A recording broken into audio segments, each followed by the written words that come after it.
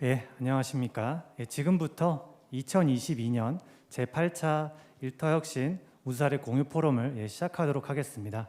먼저 인사 올리겠습니다. 이 뜻깊은 자리에 진행을 맡게 된 저는 노사발전재단 일터개선팀장 강천우입니다. 반갑습니다.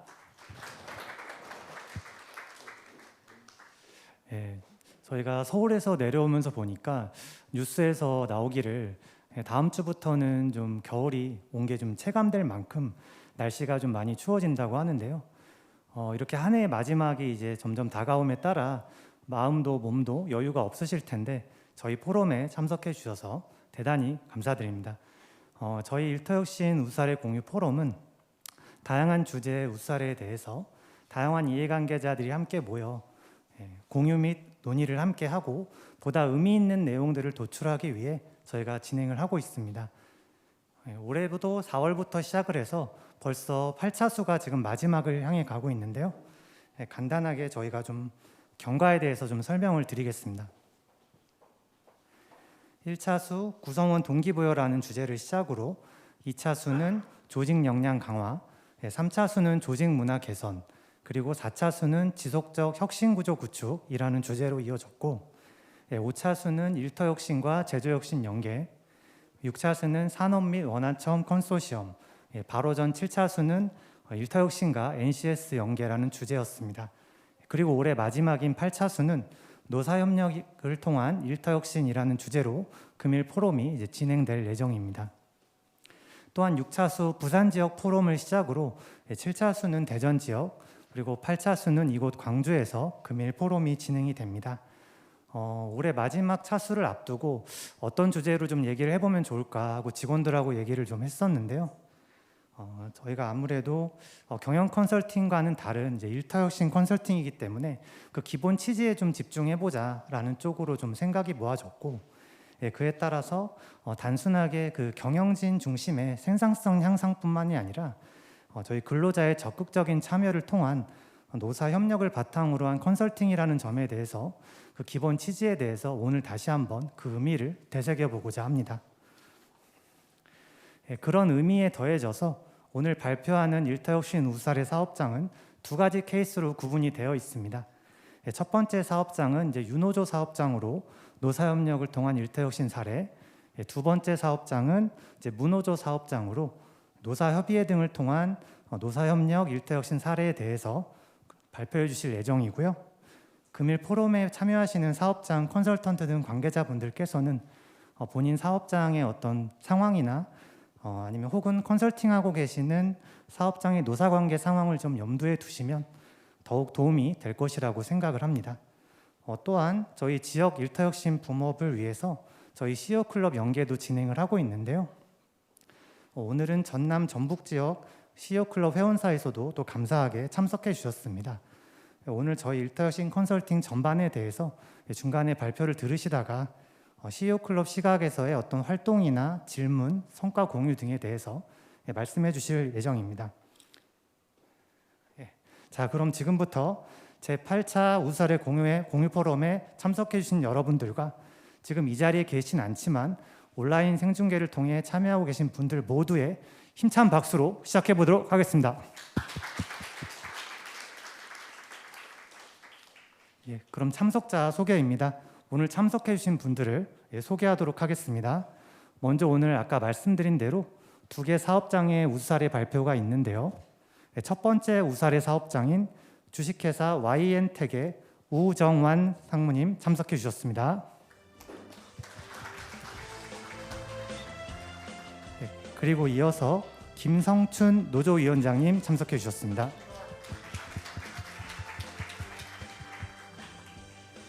두 번째 우수사례 사업장인 주식회사 GR캠의 이은숙 본부장님 참석해 주셨습니다. 이외에도 일터혁신 컨설팅 참여 기업 및 CEO 클럽 회원사에서 참석해 주셨는데요. 제가 감사한 마음을 담아 소개해 드리겠습니다. 주식회사 안심 LPC 류수영 선임연구원님 참석해 주셨습니다. 주식회사 샌도리의 서유창 부사장님 참석해 주셨습니다. 유니슨 HKR 주식회사 천상호 팀장님 참석해 주셨습니다.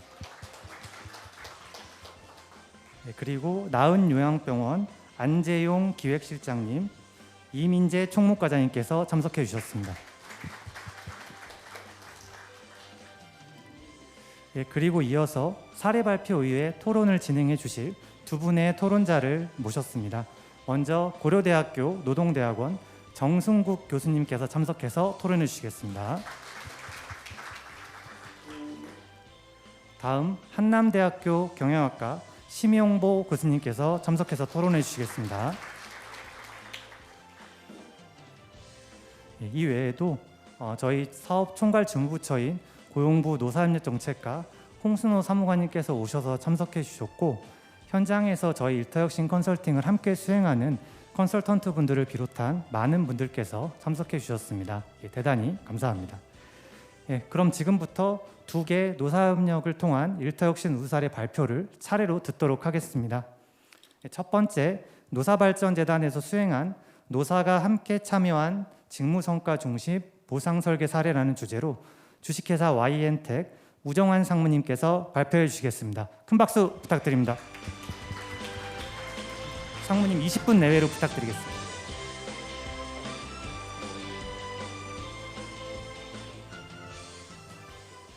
예, 안녕하십니까. 전라남도 여수 국가산단에 소재하고 있는 주식회사 YN텍에서 올라온 우정환이라고 합니다. 저희가 올해차 노사발전재단에서 주관하는 컨설팅 사업에 저희가 참여함으로 인해서 그동안 저희가 진행됐던 제반 내용에 대해서 설명을 올리게 된 걸 큰 영광으로 생각합니다. 시작하겠습니다. 저희의 지금 발표 주제는 노사가 함께 참여한 직무중심 보상 설계 내용입니다. 소개 내용은 기업 소개 및 주요 사업으로 해서 추진, 성과 요약 및 향후 계획까지 설명드리도록 하겠습니다. 저희 YN텍은 전라남도 지금 여수 국가산단 내에 소재하고 있는 회사로서 주요 사업은 저희가 폐기물 처리업을 모태로 해서 해상 운송, 레미콘 제조, 그다음에 저희가 이제 보성 컨트롤까지 해서 4개 사업 부분을 지금 영위하고 있는 회사입니다. 저희는 1990년 8월 말에 회사 설립을 이유로 해서 현재 2005년 저희 YN텍은 코스닥에 지금 상장되어 있는 업체입니다.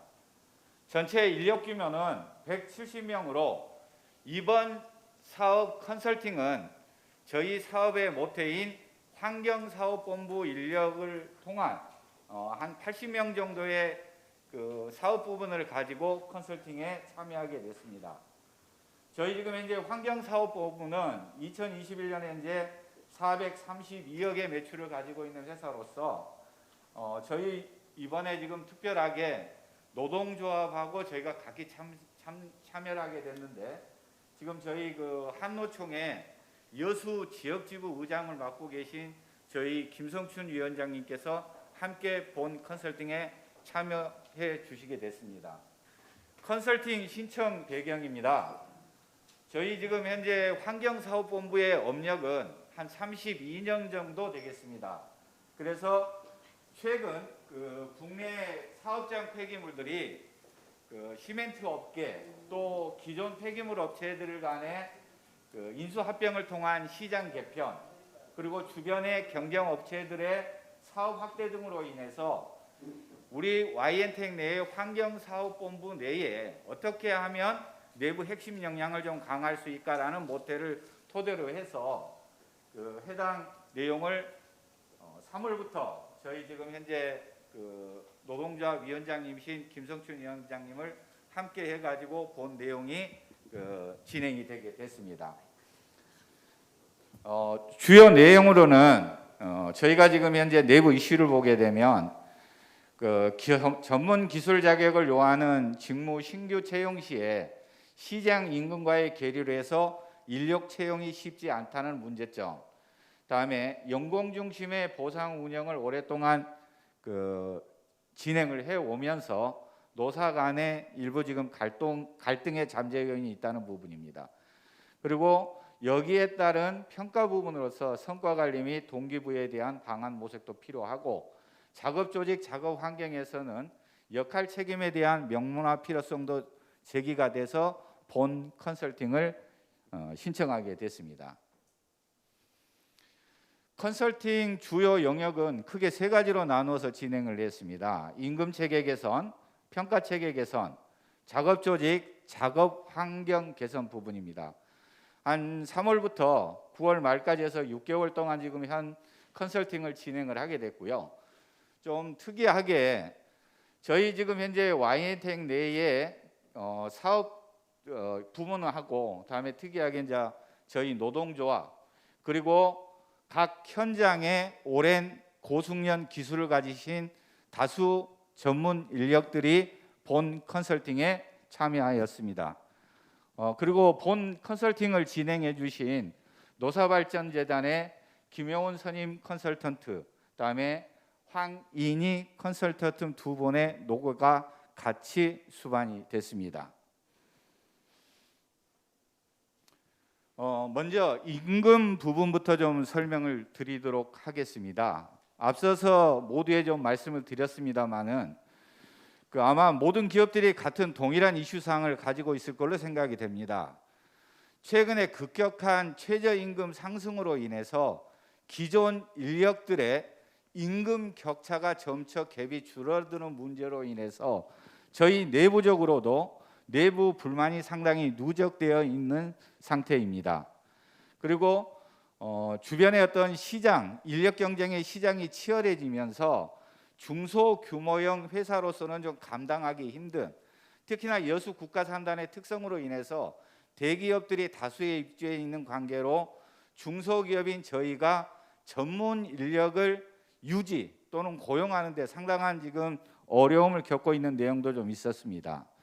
그리고 기존 어떤 관련 직무 수당에 대한 합리적인 직무 가치를 다시 한번 재평가해서 이를 좀 더 나은 어떤 임금 체계로 가고자 하는 내용, 그리고 여기에 따른 해당 수당들에 대해서 통합했던 필요성도 있었고요.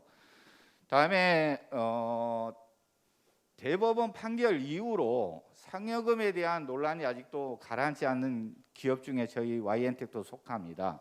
그래서 노사 간 좀 이슈 있는 사항들을 해결해 보고자 본 설계 방향을 이끌게 됐습니다.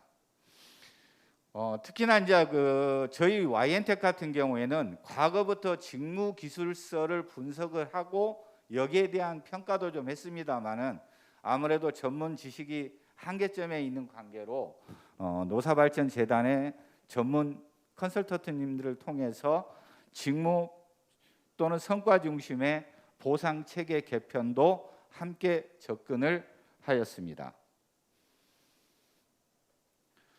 직무 평가 과정에 회사 어떤 주도적인 설계보다는 노사가 함께 공동으로 참여하는 설계 방향을 좀 선택을 해서 직무 평가 회의, 그리고 기본적인 어떤 전문 기술 직군의 전문가들이 참여하는 평가, 그리고 직무 평가 회의를 통해서 전체적인 직무 대상을 한 28개 직무로 분석을 하여 여기에 대한 평가를 진행을 하였습니다. 이 지금 현재 업종별 직무 요소를 노동부 연구원에서 제시한 직무 평가 툴을 기반으로 해가지고 근속 15년 이상의 고숙련 인력을 통해서 본인들이 담당하고 있는 업무에 대해서 세부 분야별로 제반 내용을 좀 정리를 했었고요. 여기에 따른 의견을 최대한 반영을 해서 2차 직무회의를 통해 가지고 총 1000점 만점에 각각의 항목별로 비중을 편성을 해서 직무 평가를 진행을 하였습니다. 본 내용은 직무 평가 결과에 따른 직무 평가 값을 꺾은생 그래프로 지금 일단 나타내보고, 여기에 현재 우리 조직 구성원에 대한 총 연봉 통상임금을 기준으로 해서 어느 정도 수준값이 나오는지를 분석을 하였습니다. 직무값 대비 총 연봉은 상위에 있으나 일부 직군 같은 경우에 특히 전문 역량이 좀 필요한 직무분에 대해서는 다소 낮은 연봉 설계로 인해서 여기에 대한 보상 강화의 필요성을 분석해 내게 됐습니다. 여기에 대한 직무 평가를 하면서 동시에 보상도 같이 설계되는 내용을 연구를 했습니다. 특히나 각각의 직무 구간을 총 4개 등급으로 편성한 후에 직무값에 대한 설계치를 가지고 일단은 지금 통합 직무수당이라는 금액을 가정적으로 일단 설계를 한 결과입니다. 다음은 어느 기업들이나 임금에 대한 첨예한 갈등이 있을 수밖에 없습니다. 저희 나름대로 경영 또는 또 생산 쪽에 계시는 우리 노동자 위원장님, 저희가 지금 2022년 임단협을 지금 현재 진행을 하고 있는 과정 중에 이 본 설계된 내용을 가지고 일부 노사 문제를 좀 해결하기 위한 모태가 된 지금 컨설팅입니다.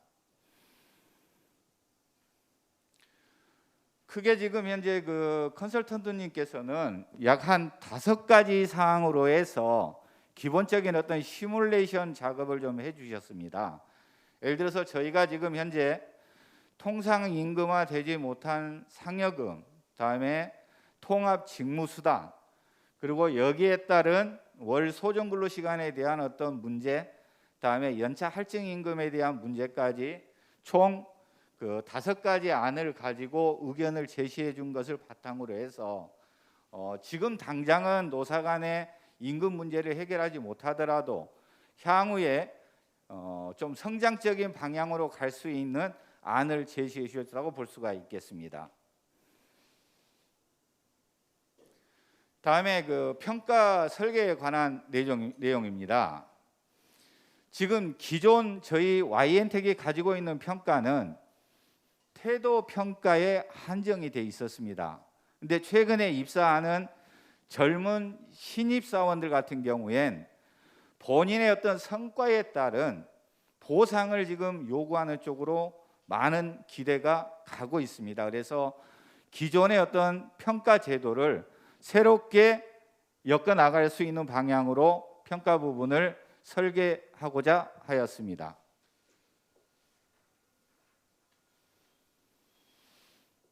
역량 모델링을 통한 역량의 구조화에서 본부, 팀, 개인 간의 평가 지표를 도출하였고요. 평가 운영 체계에 대한 설계, 평가 프로세스에 대한 개서 부분까지 접근을 하였습니다. 본 내용은 NCS 평가를 통한 요소를 당사의 인사고과 체계에 일부 반영을 해서 가져오게 됐습니다. 저희 지금 폐기물업계 같은 경우에 소각로를 운영을 하면서 오퍼레이터에 대한 기본 내용이 굉장히 중요합니다. 그래서 해당 직군의 값을 평가한 결과 해당 직군의 평가값도 상당히 높게 평가되어 있던 사례이겠습니다. 그리고 해당 작업 조직하고 작업 환경의 주요 내용들을 나름대로 직무조사 결과표에 의해 가지고 해당 내용을 좀 분석을 진행을 했습니다. 그래서 향후 지금 저희 YN택은 최종 지금 6개월간 진행됐던 본 컨설팅을 바탕으로 크게 지금 세 분야를 가지고 앞으로도 좀 더 성장 발전적인 회사로 좀 거듭나고자 합니다. 일단 지금 우리 위원장님을 모시고 오늘 또 이 발표대회에 어렵게 좀 참석을 했습니다마는 올해 지금 현재 진행되고 있는 노사 임단협 교섭에서도 서로 갈등 없이 원만하게 좀 해결될 수 있는 방안을 모색해 가도록 할 계획입니다. 마지막으로 본 컨설팅 과정에 참석해 주신 김성춘 위원장님과 노사발전재단 분들께 무한한 감사를 드립니다. 이상 발표를 마치겠습니다. 네, 감사합니다. 주식회사 YN텍 우정환 상무님께서 발표해 주셨습니다.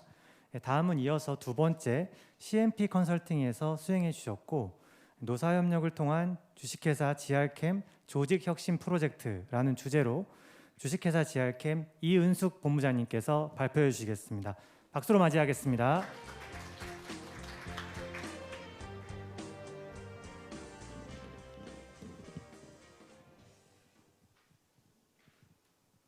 반갑습니다. 안녕하십니까. 저는 주식회사 GR캠 경영관리본부장 이은숙 부장입니다. 일단 먼저 이런 자리를 마련해 주신 관계자분들께 감사 인사를 드리고 싶고요. 제가 한 20년 정도 이 인사 업무 정도를 했었는데 이런 기회는 처음이어가지고 되게 많이 떨리고 발표가 좀 미숙하더라도 이해 양해 부탁드리겠습니다. 지금부터 제8차 이터 혁신 사례에 대해 저희 GR캠의 사례를 말씀드리도록 하겠습니다. 보고 순서는 회사 소개 및 컨설팅 추진 배경, 내용, 성과, 향후 계획 순으로 말씀드리겠습니다. 먼저 기업 소개 및 일터 혁신 추진 배경에 대해 설명드리도록 하겠습니다. 저희 회사는 2004년 8월 6일 대표이사 이상규 대표님을 비롯해서 전남 장성에 위치한 알루미늄 다이 캐스팅 주조업체에 자동차 부품과 가전제품을 주조하는 기업입니다.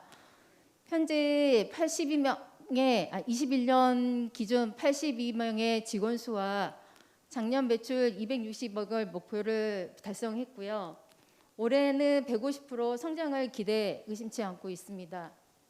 저희 조직은 제조본부, CS본부, 경영관리 체제로 운영되고 있습니다. 저희 회사는 정직, 정의, 공경이라는 사원으로 2004년 세안테크에서 인적 분할하여 주식회사 영우 법인을 설립하여 삼성전자 아웃소싱 업체에서 2010년 주식회사 GR캠으로 상호 변경하여 저희 1공장 체제로 자동차 부품 중심으로 운영을 해오다 2017년 IATF 16949 전남 광주 최초 인증한 업체입니다.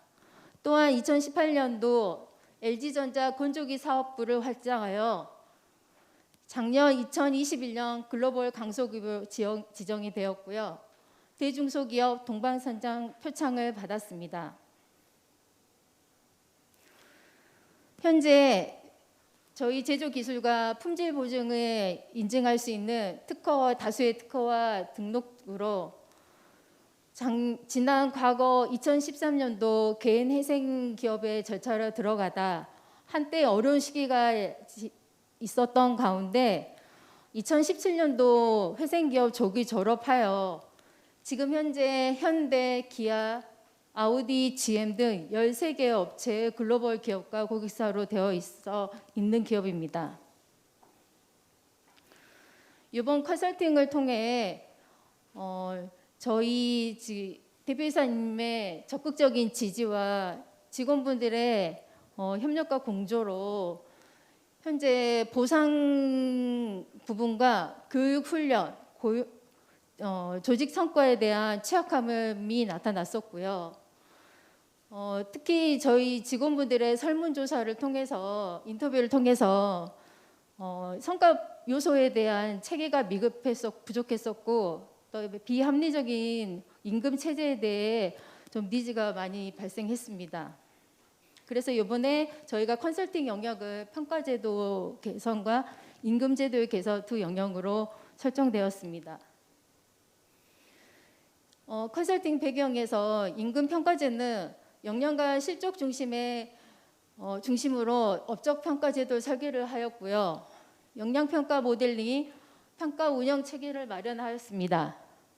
임금 체제에서는 근로자의 동기부여를 강화하기 위해서 페이밴드를 설계를 하였고요. 페이 믹스를 설계하였고 임금 운영 체계를 개선하였습니다. 다음은 컨설팅 추진 내용입니다. 저희 내부적으로 디자인팀을 구성해서 그 설문조사 내지는 컨설팅 제도의 설계 방향 및 또 이슈거리, 이슈사항 내지는 저희가 이제 그 방향성을 잘 이끌어가도록 활동을 하였습니다. 평가제도의 핵심 제도에서 평가 요소의 업무 실적 역량으로 설계를 하였고 평가 촉도, 평가자, 평가 횟수 등 평가 운영 체계를 설계를 하였으며 평가 결과에 따라 연봉 및 승진에 관련해서 HR과 연결 절차를 마련하였습니다. 또한 임금 체계에서는 페이밴드를 설계하였고 페이 믹스를 확대하여서 특히 저희 연공자와 신입사원 간의 연장근로 시간의 격차가 심해 연장근로 수당 부분에 불공평을 좀 개선을 하였습니다. 평가 개선 전후 비교해 보면 업적 평가 설계는 기존에는 직무 프로파일이 없었는데 12개의 직무 프로파일을 마련하였고요. KPI와 산식 풀을 35개를 마련하였습니다. 또한 중간 점검을 할 수 있고 목표에 대한 면담 제도를 마련하였습니다. 그리고 역량평가 모델링으로 핵심 역량과 계층 역량 중심으로 새로운 부분을 도출을 하였고요. 평가 운영 체계로 평가 등 프로세서를 만들어서 피드백을 할 수 있고 그에 따라 이의 신청을 할 수 있는 방안을 마련하였습니다. 기존의 KPI는 정성적인 KPI 개별적인 부분으로 평가 지표가 구성이 되었었는데요. 이번에 컨설팅을 받으면서 저희가 정량적인 그 인력 플로를 만들 수 있는 KPI를 만들었고요. 그에 따른 양식입니다. 두 번째는 저희가 역량 모델링의 결과로서 핵심 역량으로 책임감, 실행력, 주인의식, 변화 수용에 대한 요소를 발견하였고요. 계층 역량으로 부서장의 역할, 팀원의 역할 등 모든 요소에 정의를 내리고 행동지표를 만들었습니다. 또한 올해 연초에 지금 시행되고 있는 평가 프로세서입니다. 다음은 임금 체계 개선에 대한 전후 비교입니다. 페이밴드 설계로 기존에는 호봉 시급제에서 포괄 임금 연봉제로 개선하였고요. 페이믹스 설계로 연봉의 3% 내지 5% 수준의 성과급을 지금 제도를 마련하였습니다. 또한 임금 운영 체계는 페이밴드를 업데이트를 하였고요. 평가 결과에 따라서 연봉과 승진에 따른 방에 반영할 수 있도록 제도를 마련하였고요. 하였습니다. 구체적으로 저희 페이밴드 설계가 직급 간의 중복을 반영하여서 상급자가 성과가 저조할 경우에는 하급자 임금하고 동일한 조건이고요. 하급자가 성과가 좋을 경우에는 상급자 임금을 반영받을 수 있도록 체계를 마련하였습니다. 평가 제도는 저희가 이제 성과주의하고 안정성을 강화해서 동시에 강화해서 제도를 마련하였고요. 기존의 성과에 대한 3% 5% 성과급은 3에서 5% 정도 연봉을 반영하도록 제도를 마련하였습니다. 임금 운영 개선 방향으로 페이밴드를 업데이트하였고요. 평가에 따른 연봉 인상이 되며 밴드 간 이동이 있고 아웃라이너 관리가 되어 있게 마련하였습니다. 다음은 추진 성과입니다. 기존의 인사고과 프로세서가 시작과 끝만 있을 뿐이지 진행 과정은 없었습니다. 근데 이번 컨설팅을 통해서 저희가 인사고과 프로세서를 자기 신고서부터 그다음에 중간에 중재를 할 수 있는 부분과 또 그에 따른 평가에 대한 피드백을 할 수 있는 프로세스를 만들었고요.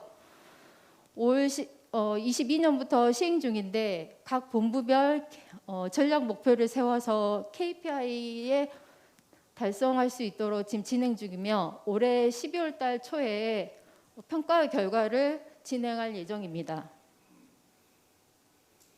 또한 임금 밴드 체계 또한 저희가 작년 컨설팅을 끝나고 나서 임금 체계를 개편하였는데요. 기존의 임금 분포도를 연봉 분포도를 만들어서 그걸 분석한 결과 회사의 그 밴드 포인트에 맞게끔 좀 적용을 해서 지금 채용 시장에 좀 그 직접적으로 활용할 수 있게 개선하였습니다. 이게 컨설팅의 결과인지 정확한 분석은 분석은 안 해봤지만 저희가 작년 20년 대비 재작년 20년 대비 21년에 매출액이 28.1% 성장하였고요. 고용 규모도 14.2% 성장하였고 상대적으로 이직률 감소는 11.2% 감소하였습니다.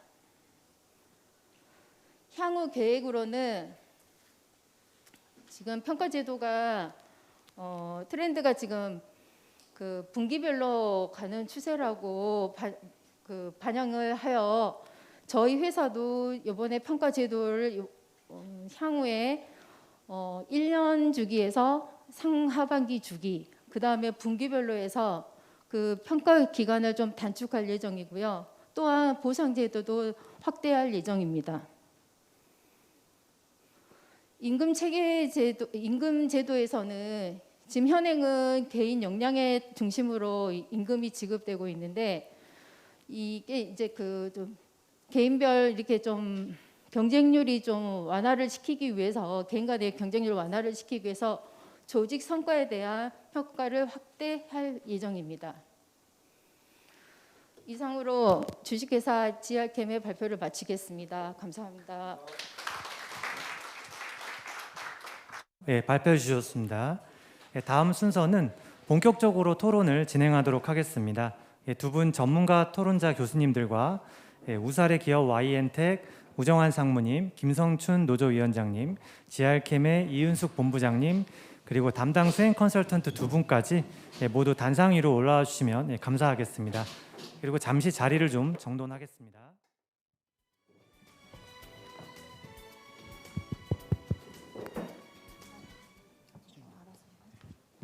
네, 그럼 지금부터 종합 토론을 시작하도록 하겠습니다. 먼저 두 분 토론자 분들의 토론 말씀과 발표 내용에 대한 질의 내용을 듣도록 하겠습니다.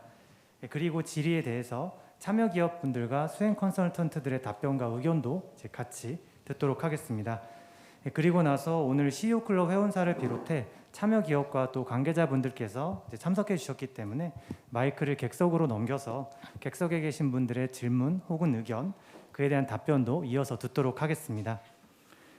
그러면 먼저 전문가 토론 시간입니다. 고려대학교 노동대학원 정순국 교수님의 말씀을 박수로 맞이하도록 하겠습니다.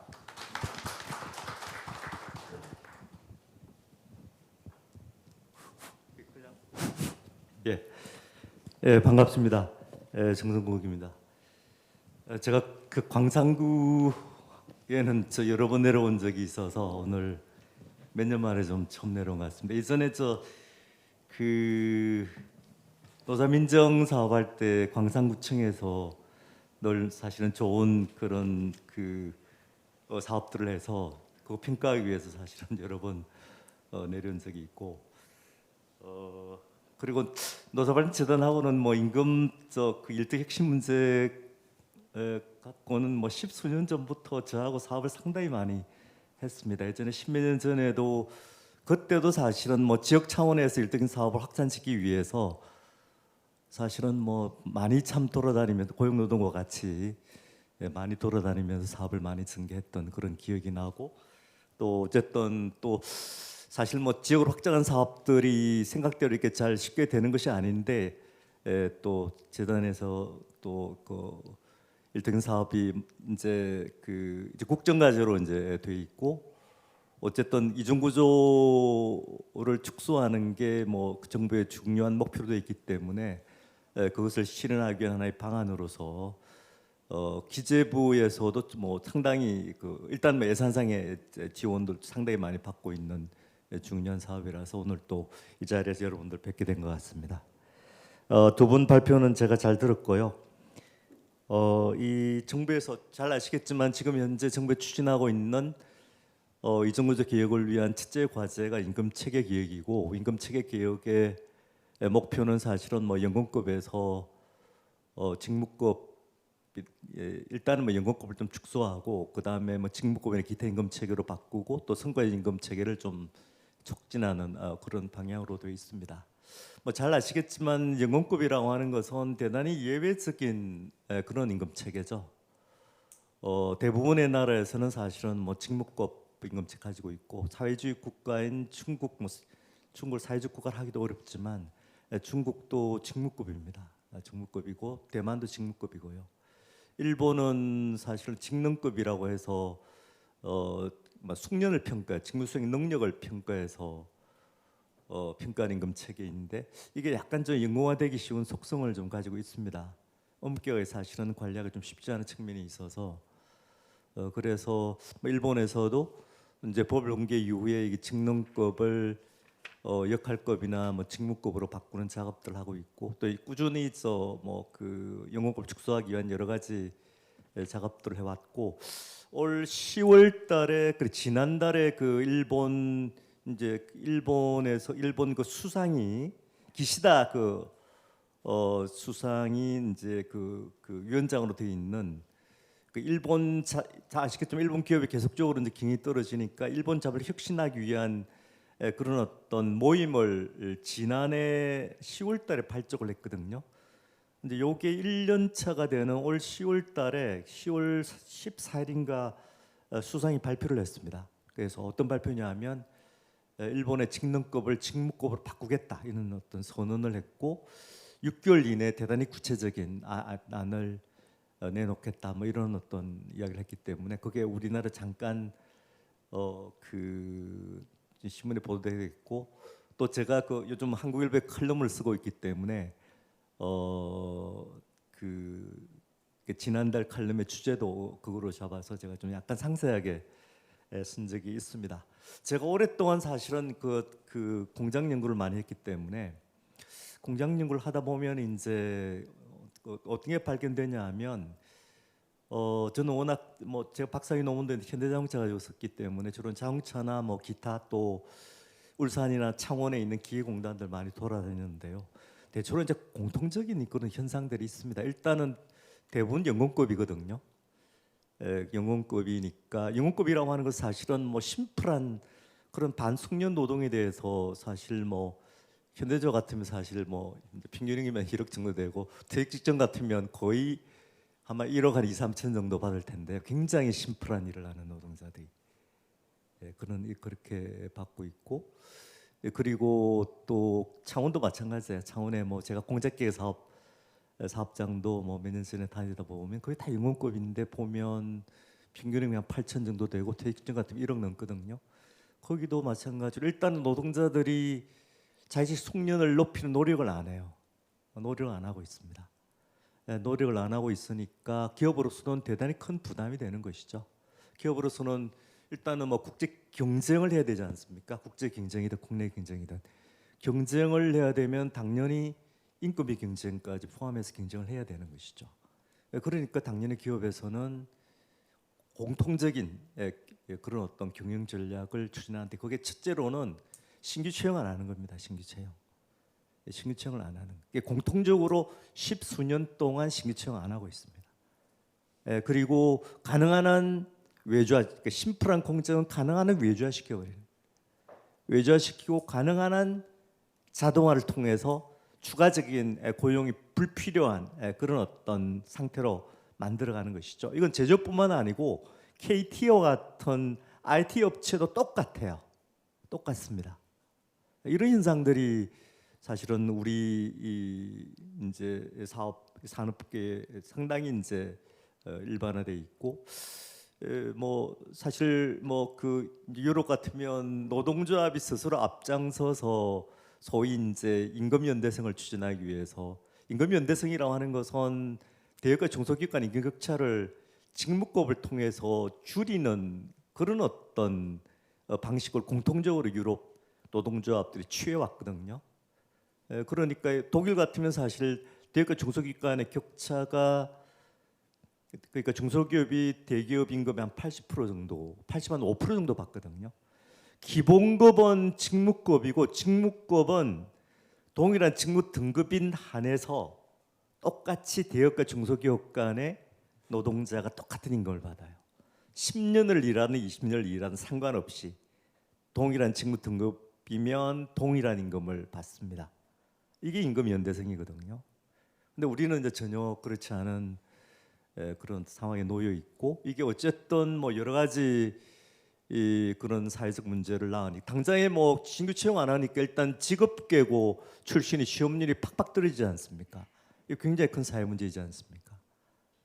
그리고 어떤 청년들의 어떤 그 고용률을 높이는 데도 결정적인 장애물이 노동시장 이중구조거든요. 이제 그걸 사실은 노동자비 안 하니까 어쩔 수 없이 정부가 해야 되는 것이죠. 정부가 이중구조를 축소시키기 위한 여러 가지 방안이 있지만, 그 첫 번째는 역시 현재 연금급을 무엇보다도 다른 임금제로 바꿔야 되겠다, 이런 어떤 판단을 하고 있고, 이번 정부 들어서 어쨌든 이제 그걸 추진하기 위해서 지금 뭐 미래 노동시 연구회에서 이제 그런 작업을 하고 있고, 저도 이제 연구에 참여해서 그런 작업들을 좀 하고 있습니다. 저도 이제 오랫동안 사실은 그 노사발전재단의 작업들을 보면서, 그리고 이제 매년 사실은 노사발전재단에서 하고 있는 컨설팅에 대한 평가 작업들을 하는데, 저도 이제 몇 년째, 올해도 좀 하고 있습니다만, 하여간 그 발전재단에서 특히 이제 중소기업에 이 중소기업이 뭐 상당히 열악한 상황이고, 또 이게 그 중소기업 맞춤식 그 임금 체계를 비롯한 평가제도, 교육훈련 제도, 그리고 인사제도를 사실은 공급하는, 설계하는 역할을 노사발전재단은 하고 있기 때문에 노사발전재단이 대단히 중요한 기능을 하고 있는 것이죠. 그 때문에 기재부에서도 뭐 상당히 예산을 많이 지원을 하고 있는 이런 상황이고요. 근데 그 평가를 하면서 제가 좀 느낀 게 몇 가지가 사실 있습니다. 몇 가지가 있는데, 첫째는 일단 제가 미래노동 연구에 있으면서 사실은 다양한 이제 그 사업체의 임원들, 관리자들 만나서 대화를 해보면 노사발전재단의 컨설팅이 대단히 유익하다, 이런 이야기는 해요. 이야기는 하는데, 일단 디자인된 그런 설계안을 사업장에 실현시키기가 어렵고, 또 일단 정교하게 마련된 그 설계안을 사후적으로 관리하는 게 거의 불가능하다라고 이야기해요. 여러분 다 아시겠지만 중소기업 같으면은 인사적으로 제대로 설계하고 그걸 관리하고 사후 관리하고 계속 업데이트해야 되지 않습니까? 그걸 할 수 있는 인력이 없는 것이죠. 그래서 이게 정부에서 저희한테 이제 요청하는 것이, 정부가 좀 우리가 뭐 추가적인 컨설팅 비용까지 낼 용의가 있기 때문에 사후적인 그런 어떤 지속적인 컨설팅을 해달라, 이런 어떤 요청들을 저희한테 하는 그런 어떤 경우도 저희가 이제 계획작업을 하는 과정에서 좀 봤고요. 그리고 또 하나는 역시 이제 과연 우리가 직무 성과주의라고 했을 경우에, 특히 이제 성과주의와 관련해 가지고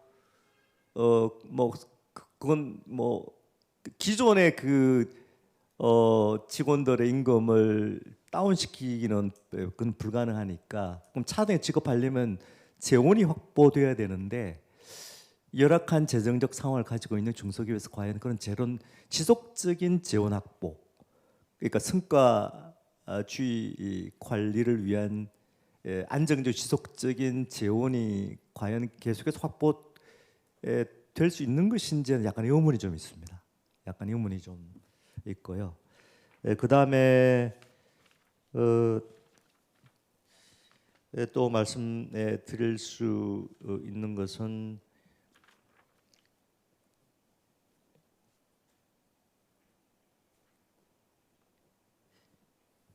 또 일단 뭐 작업하다 보면 사실은 이게 이제 시장 임금에 맞추어서 사실은 처우를 하는 게 되게 중요한데 이게 타사의 사례 조사가 이게 좀 쉽지가 않거든요, 사실은. 그래서 여기 어떻게 하는 건지 보면 보고서에 보면 마켓 매칭 팔러시라고 되어 있는데 이게 보면 꽤 사실은 대기업들도 이게 쉽지가 않더라고요. 지난번에 며칠 전에도 저에게 미래노동연구회에서 대웅제약하고 LG이노텍 사업장을 불러서 이제 사례 발표를 시켰는데 거기서도 대웅제약이 자기 노하우라고 잘 안 가르치려고 하더라고요. 그래서 중소기업은 이게 어떻게 가능한지 그런 문제들도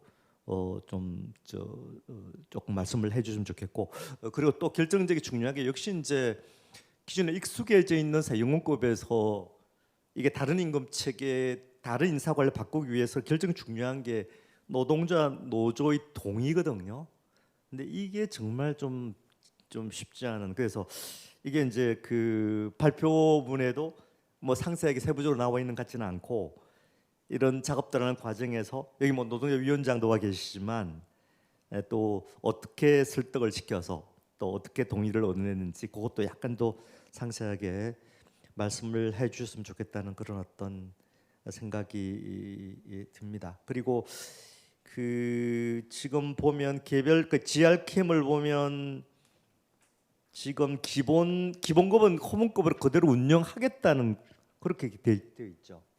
지금 기본 연봉 생활보장 성격으로 안정적 운영이라고 되어 있어서 기본 연봉은 사무관리직에 해당되는 거고 생산직은 기본급 호봉급으로 계속 운영하는 건가요? 어떻게 되나요?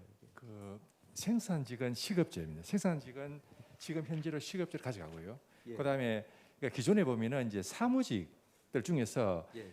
비관리직, 그러니까 대리 이하들은 시급제였습니다. 시급제인데 이게 시급제가 운영하다 보니까 이게 이제 우리가 이제 GRCAM이 사실은 그러니까 우리 본부장님도 말씀드렸지만 한번 법정 관리 들어갔습니다. 법정 관리 들어가면 해가지고 임금이 상당히 조금 낮았습니다. 낮다 보니까 승진에 따른 임금 격차가 크지 않습니다. 않는 그게 시간회를 열심히 많이 하다 보니까 그 승진의 임금을 커버를 해버립니다. 그러니까 이제 승진을 하더라도 그 임금 상승이 없으니까 그러면은 이제 이 전체를 그러니까 사무직에 대한 직원 시급제는 연봉제로 바꾸자 했어요. 이제 그러니까 포괄 임금식 연봉제입니다. 그런 식으로 이제 바꿨습니다. 포괄 임금식으로요. 예. 예. 알겠습니다. 그 YNT에 대해서도 굉장히 흥미있는 그런 사례이고 이게 뭐 바로 사실은 지금껏 설계하는 방향으로 가기는 쉽지 않으니까 통합직무수당을 설계해서 그 비중을 높이는 방식을 취한 것은 상당히 좀 설득력 있는 그런 방향이라고 생각이 듭니다. 그런데 여기서도 일단 제가 궁금하게 생각하는 게 이게 사무기술직과 신장의 직무평가 요소로 이제 달리한 것인데요. 이게 유럽 같은 경우에도 상당히 쟁점이 되고 있는 상황인데 유럽에서도 사실은 뭐 두 개의 그러니까 사무기술직과 신장직의 직무평가 그 요소를 이제 통일시키는 게 일단의 하나의 이제 경향으로 돼 있고요. 근데 우리는 약간 좀 쉽지 않은 측면이 저는 분명히 있다고 생각되는데 이때 어쨌든 그 평가 요소에 보면 문제 해결 역량이 들어 있거든요. 이때 문제 해결 역량이라고 하는 것이 해당 직무에서 요구하는 문제 해결 능력을 가리키는 건지 아니면 개별 작업제 문제 해결 역량이라고 해서 일종의 직무급적인 요소와 뭐 역량급적 요소가 이게 좀 말하자면 문제 해결 능력은 사실은 좀 속인적인 속성이거든요. 개별 작업자가 가지고 있는 능력이고 우리가 직무급에 관한 전문적인 이론을 보면 문제 해결 역량을 직무급하기 굉장히 어려워요. 굉장히 어렵게 돼 있습니다. 그래서 그게 직무이 가지고 있는 그좀 그러니까 우리가 새로운 생산 방식, 현재 진행되고 있는 생산 방식의 성격을 보면 개별 작업자에게 한층 더 개선의 능력, 문제 해결 능력, 트러블 슈팅의 능력이 요구되는데 이걸 직무급하기 굉장히 어렵습니다. 그게 지금 가지고 있는 난점 중 하나라고 설명하는데, 이 설계 안에서 문제 해결 역량이라고 하는 게 이게 직무급의 그 소위 말하는 직무 요건의 한 구성 요소인지 아니면은 속인적 속성으로서 이걸 직무급 한 것인지, 이렇게 되면 사실 그걸 우리가 이론적으로 일본식 직무급 이런 용어를 쓰거든요. 그런 것인지에 대해서 한번 설명이 부탁드립니다. 이상입니다. 예. 네, 정승국 교수님 말씀 들어봤습니다. 바로 이어서 한남대학교 심용보 교수님 말씀 듣도록 하겠습니다. 큰 박수 부탁드립니다. 안녕하세요. 한남대학교 심용보입니다. 지금 제가 바로 이제 토론으로 들어가면은요. 지금 일터혁신이라는 것은 사실 평가와 직무 분석과 평가와 보상이라고 이렇게 묶을 수 있는 인적 자원 관리, 몰입형 인적 자원 관리뿐만이 아니라 사실은 협력적 노사 관계와 참여적 작업 조직과 그리고 고숙련 인적 자원 개발에는 또 다른 큰 영역들이 사실 있습니다. 따라서 우리가 일터혁신 컨설팅이라고 한다면 사실은 전반적으로 이렇게 네 가지 범주, 협력적 노사 관계와 고몰입 인적 자원 개발과 고몰입 인적 자원 관리와 고숙련 인적 자원 개발과 그리고 참여적 작업 조직을 억물려서 시스템화 시키는 것을 우리는 일터혁신 컨설팅이라고 하거든요. 근데 이제 워낙 중소기업들이 아주 기본적인 시스템조차도 지금 이제 개발이 안 되고 제도화가 안 된 상태로 인해서 우리 노사발전재단에서 아직은 일터혁신의 본 영역까지는 안 들어간 것 같아요. 그렇게 되면 중소기업이 너무 또 버겁거릴 테니까. 그래서 가장 기본적인 스타팅 포인트인 가장 스타팅이 되는 제도적 요건인 직무 분석, 그죠? 그리고 평가, 그리고 이제 보상. 그 보상에서도 이 평가와 보상을 같이 연동시킬 수 있는 직무 평가 연동, 직무부의 설계에 대해서 좀 관심이 많으신 것 같아요. 근데 아무리 이럴지라도 여기 컨설턴트 분들한테 좀 여쭤보고 싶은데, 저는 솔직히 어떤 기업들은 이렇게 컨설팅 할 때마다 그 기업들이 잘 나갈 수 있는 가장 핵심적 영역이 무엇이냐. 가령 제가 이제 빵집을 한번 연구해봤거든요, 베이커리. 거기서 가장 핵심적인 부분은 밀가루의 고급화가 아니에요. 보니까 제빵 기사가 얼마만큼 자기의 숙련을 갖고 있고, 이 아무리 싼 밀가루라 할지라도 얼마만큼 정성 들여서 발효시키고 이것을 오븐에다 잘 굽느냐, 온도와 시간이 굉장히 중요하더라고요. 근데 이거는 기계화시키기가 참 애매해요. 그리고 코드화시키기도 애매하고, 그거는 결국 제빵 기사의 현장의 노하우가 이제 축적돼서 그들의 손맛에 의해서 빵 맛이 결정된다고 할 때, 그럼 이 제빵 기사의 이러한 숙련 노하우들을 어떻게 촉진시킬 것인가가 사실 베이커리에서의 가장 핵심적 관건 중에 하나예요. 그렇다고 한다면 저는 YN텍과 GRChem은 둘 다 열 갖고 그죠? 가열한 것 같아요. 그죠? 한쪽은 가열해서 태워버리는 거고, 한쪽은 가열해서 알루미늄으로 액체화시킨 다음에 이것을 금형으로 해서 새로운 제품을 만드는 거고, 둘 다 산재가 좀 많이 발생될 것 같아요. 열을 많이 다루기 때문에 조심해야 될 것 같고, YN텍 같은 경우에는 결국은 제가 보기에는 사무직보다도 중요한 게 현장에 있는 소각 로를 관리하는 운전원일 것 같아요, 제 느낌에. 그러면 이제 소각 로라는 것은 사실은 이 시설이에요, 시설. 그죠? 조립 생산이 아니라 제가 보기에는 전체적인 시설을 어떻게 잘 관리하는가. 가장 큰 문제는 제 판단에는 소각로가 자꾸 고장날 수가 있어요. 이게 시설이기 때문에, 그죠? 이게 운전원이 어떻게 잘못 조작하거나 이렇게 됨에 따라서 그 비싼 소각로의 설비가 고장 나면은 원가가 상승되겠죠. 그럼 얼마만큼 운전원들이 이 소각로의 상태들을 사전에 점검에 들어가고 어떤 형태로 운전들을 정상적 형태로 해 들어가고 하느냐. 즉 소각로의 운전원하고 시설 관리해주는 정비 팀들, 이 두 팀의 호흡이 제가 보기에는 제일 중요할 것 같아요. 그죠? 그리고 이제 GRChem 같은 경우에는 조립 산업이에요. 장치 산업이 아니라 조립 산업인 것 같거든요. 근데 여기는 제 느낌에 기술 개발이 굉장히 중요할 것 같아요.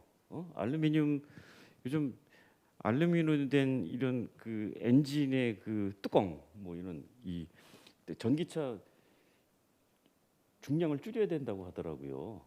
이 배터리 이게 너무 무거워가지고 그러면은 얼마나 견고하고 가벼운 이 금형 알루미늄 금형을 만들 거냐. 자동차뿐만 아니라 지금 또 가전 쪽으로 또 들어가는 것 같아요. 되게 세탁기, 그죠?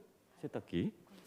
예, 그래서 양 사업체에 대해서 저는 이쪽 같은 경우에는 제가 보기에는 얼마만큼 기술 개발이 중요하겠죠, 그죠? 알루미늄의 그 재료의 배합들에 대한 기술 개발과 그 금형하다 기포가 들어갈 수도 있어요.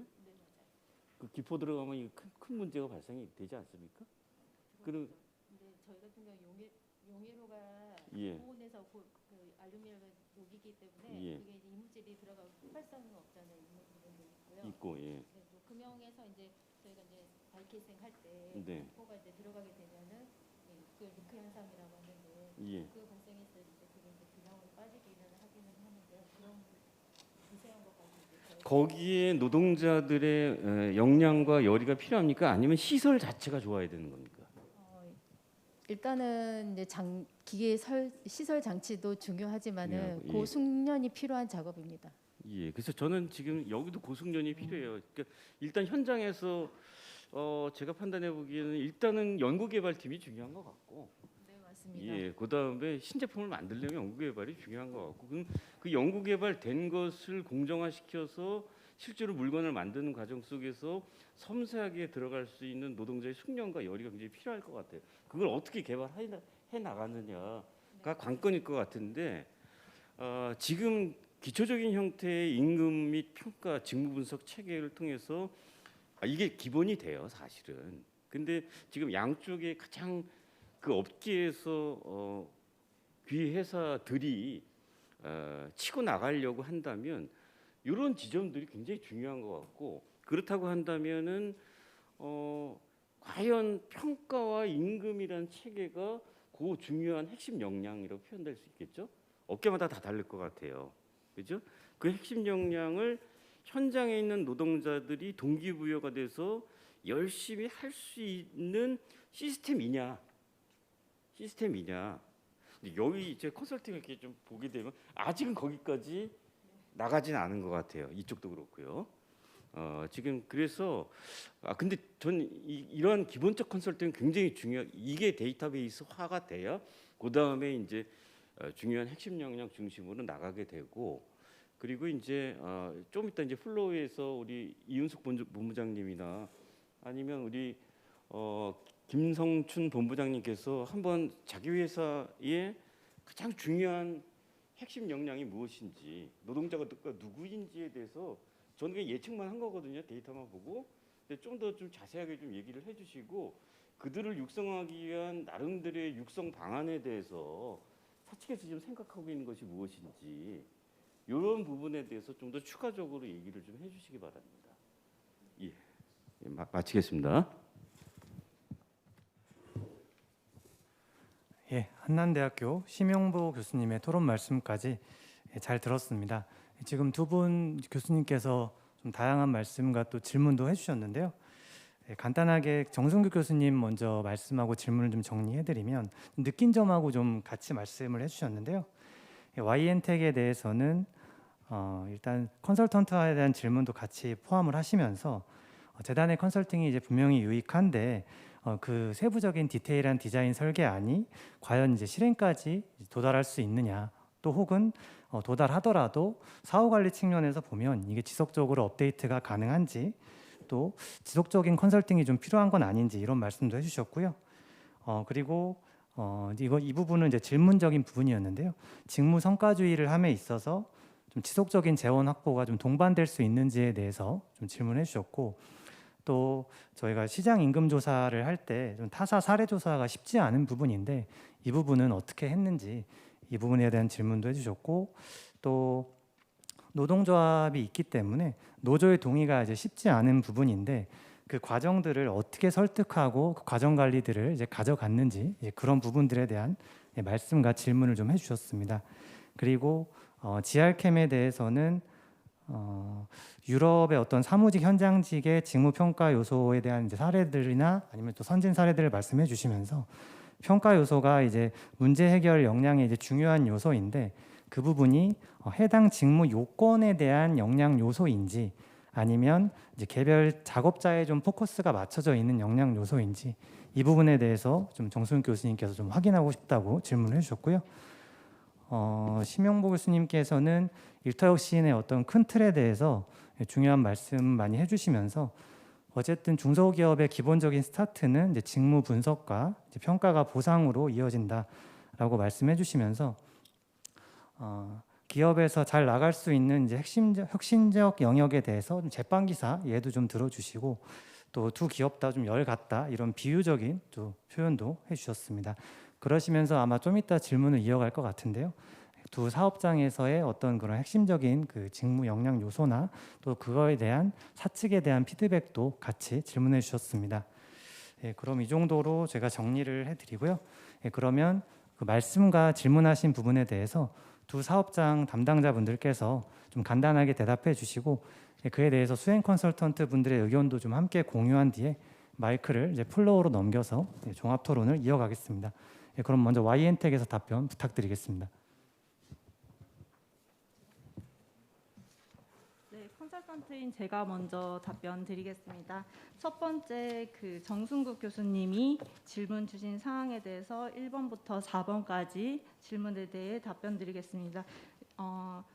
1번 이행관리 부분에 대한 부분을 얘기해 주셨는데요. 저희 컨설팅이 3월에 시작해서 지난 9월 말에 끝났습니다. 장장 6개월에 걸친 프로젝트였고 저는 이 프로젝트 한 번으로 사업장에서 많은 것들을 변화시키기는 어려운 상황이라고 생각합니다. 이행이 분명히 지원이 돼야 되고 촉진이 돼야 되는 부분이 있기 때문에 차년도 컨설팅을 또 진행을 하실 예정이시라고 좀 의견을 주셨고 그 외에 저희 재단에서 하고 있는 노사 파트너십 재정 지원 사업 등을 통해서 노사가 함께 조금 더 일터 혁신을 좀 더 추진할 수 있도록 하는 방법을 모색을 하고 있습니다.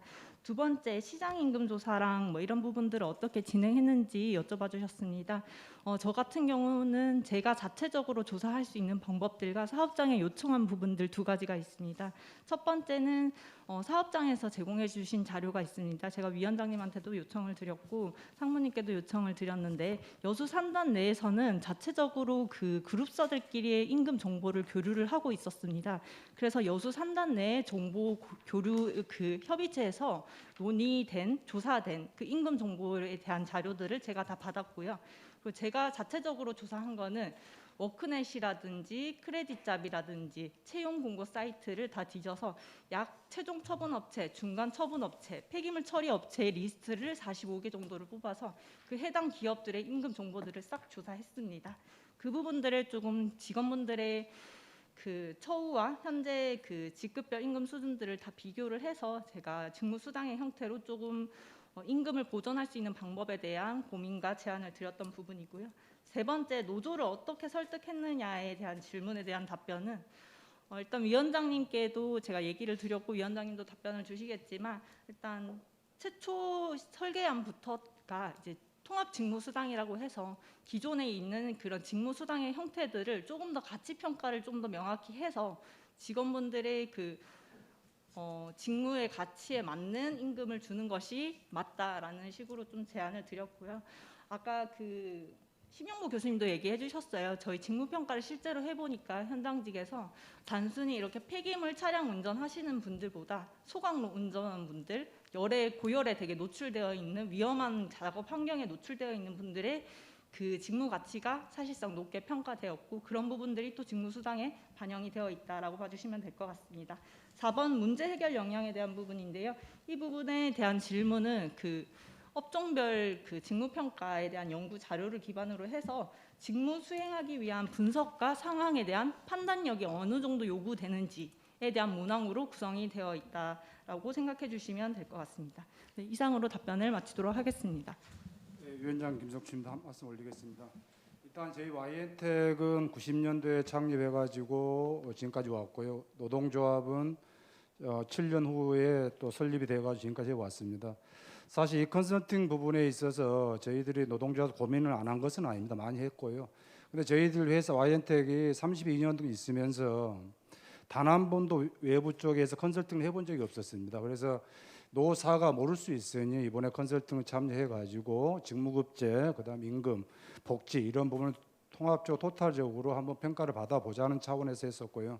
아까 심영보 교수님도 물어보시는데요. 저희들은 1차적으로 모든 개별적으로 객관성, 공정성, 합리성을 가지고 평가를 해야 되는데 그걸 할 수 있는 시간이 없기 때문에 직무를 20개 이상으로 나누어 가지고 아까 교대 근무 같은 경우도 교대 근무 전체적으로 한 그룹을 만들어 가지고 개별적인 평가가 아닌 우선 거기에 종사하는 그 직에 종사하는 사람들을 평가하게끔 하였습니다. 그래서 현재까지는 그런 문제성이 없고 저희 조합원들에게도 그렇게 설명을 했고 그렇게 평가가 나오는데 지금 현재 결과적으로 평가가 나오는 입장에서 봤을 때는 하위 그룹에 있는 노동자들은 좀 사실 좀 서운하게 생각하고 기분 나쁘게 생각하는 부분이 있습니다.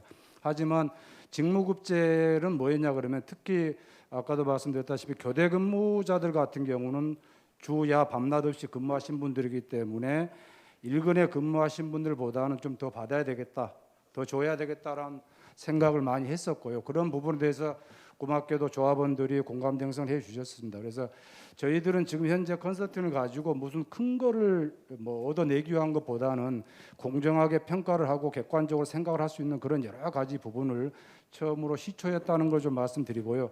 아마 제 노동조합에는 보통 그렇습니다. 노동조합이 어떻게 직무급제를 받아들이냐, 저는 받아들이는 것보다는 고민을 해보자는 겁니다.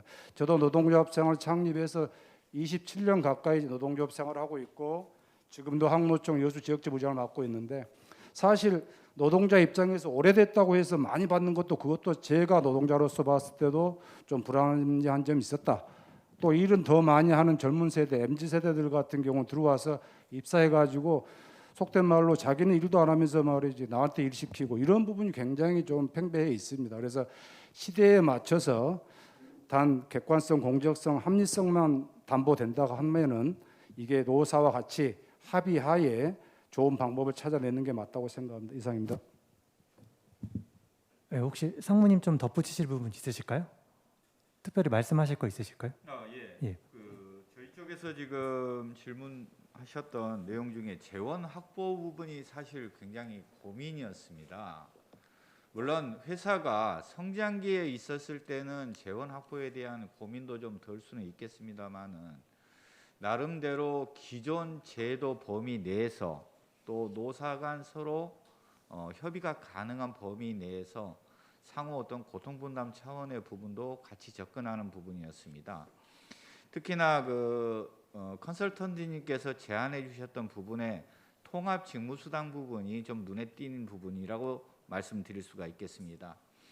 새로 신설된 어떤 수당을 가져가는 게 아니라 기존에 가지고 있었던 일부 수당들을 통폐합하고 거기에 플러스 직원들로부터 평가됐던 직무 가치를 플러스해서 좀 더 나은 어떤 임금 재원을 마련하자는 차원이기 때문에 지금 회사 입장에서도 어떤 새로운 어떤 재원 마련보다는 기존 재원에서 좀 더 추가되는 재원 쪽으로 접근을 지금 해오기 때문에 향후에 빠른 시일 내에 노사 협력을 통한 그 결정이 좀 이루어지지 않을까 그런 생각을 좀 해보고 있습니다. 이 부분에 대해서 노동조합 측에서 좀 말씀드리도록 하겠습니다. 지금 우리 YN텍 상무님 말씀하신 건 뭐냐 그러면요, 저희들이 그 임금 인상 해년마다 임금 협상, 임금 교섭을 하고 있습니다. 그럴 때 인상 효과를 거기에 적용을 시키는 겁니다. 그러니까 엄밀히 보면은 어차피 인상될 부분을 그런 직무급제 우선적으로 좀 배정을 하고 이렇게 하겠다는 소리입니다. 그러니까 결과적으로 재원이라는 것은 뭐 국가에서 재원을 지원받고 이러는 것보다는 자체적으로 충분히 할 수 있는 그런 능력은 저는 노동조합 위원장 될 거라고 보고 있습니다.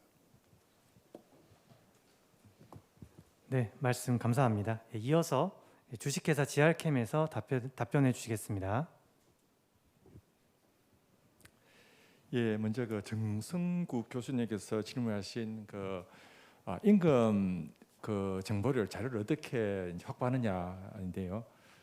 그 제가 볼 때 임금 자료를 이렇게 이 조사를 하고 이게 이제 확보하려고 막 노력을 했는데 정확한 것은 뭐 이 아니고요. 그러니까 정확한 것은 확보할 수도 없고요. 그러니까 이제 그게 그러니까 이제 그러니까 참고할 수 있는 벤치마킹 수준으로서 이제 확보를 하는데 차점이 있더라고요. 이게 그러니까 가장 제가 이제 중점적으로 보는 게 뭐냐면은 우리가 이제 전자 공시 시스템 다트 들어가게 되면은 거기에 그 직급별로 안 나오는데 평균 임금이 나오거든요. 평균 임금을 딱 그걸 중심을 잡으면 감이 옵니다. 감이 오고 요걸 놓고 또 그다음에 이제 우리 왜 채용 사이트 보면은 그 임금을 오픈하거든요.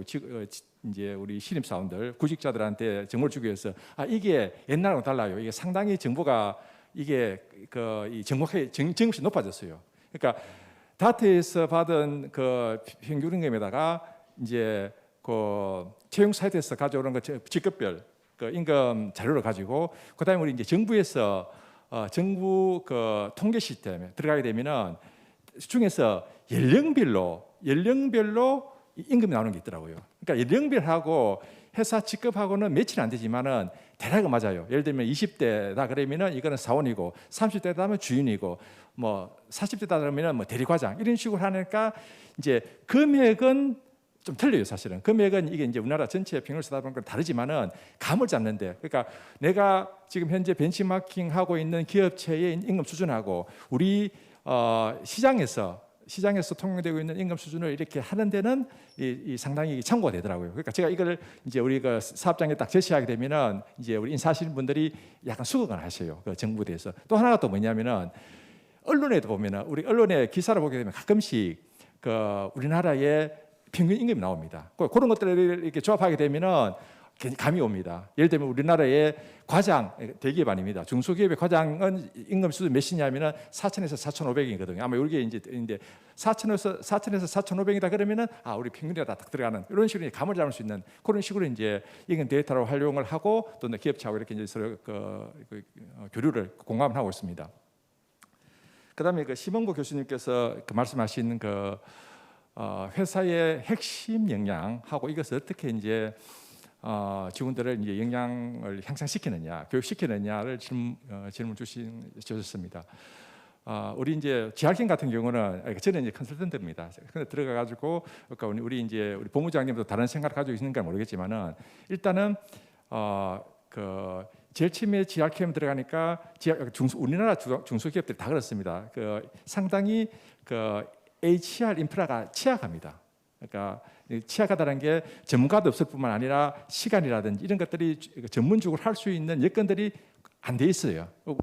GR캠도 그렇습니다. 그러니까 이제 나름대로 평가를 하고 있는데 우리가 이제 전문가들이 딱 들어가 보니까 이렇게 만족스럽지 못한 거죠. 그래서 일단은 이제 핵심, 그러니까 우리 교수님이 말한 핵심 역량은 아마 직무를 잘 수행하기 위한 핵심 역량인데 우리가 그러니까 HR의 전문 용어로서의 핵심 역량은 왜 역량 모델링에서 핵심 역량, 계층 역량, 직무 역량 있지 않습니까?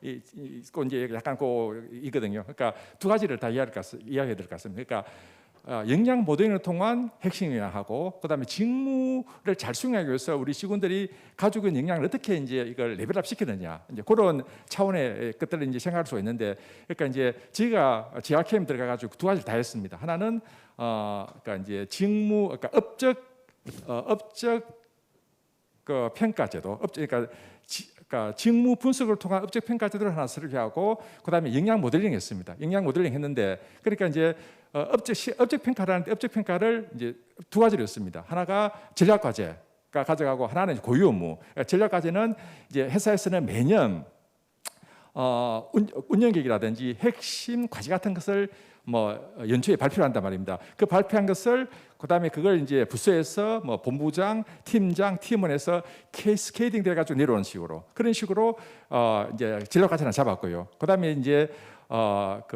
이제 직무 분석을 통해 가지고 우리 직원들이 자기들 하고 있는 고유 업무를 가지고 그 평가를 할 수 있게끔 그렇게 이제 이 직무 프로파일링을 만들었습니다. 요 두 개를 가지고 하다 보니까 그러니까 기존에는 우리 GRCAM에 있는 그 대표이사님이 대기업 출신이세요. 대기업 출신이다 보니까 대기업에서 움직이고 있는 그 시스템을 가져왔는데 그게 워낙 바쁘시다 보니까 안 돌아가요. 그러니까 개념을 가지고 있는데 안 돌아가고 있었는데 제가 이번에 컨설팅하면서 그걸 이제 돌렸어요. 그러니까 그 전략 우리 직원들 하여금 역량을 높이기 위해 가지고 전략에 대한 그 마인드를 같이 해야 된다. 그러니까 우리 회사의 직원들의 관심이라든지 열정, 역량, 에너지를 회사에서 중요하게 생각하는 이제 그 전략, 핵심 과제 쪽을 모아야 된다. 해서 이제 그걸 했어요. 그러니까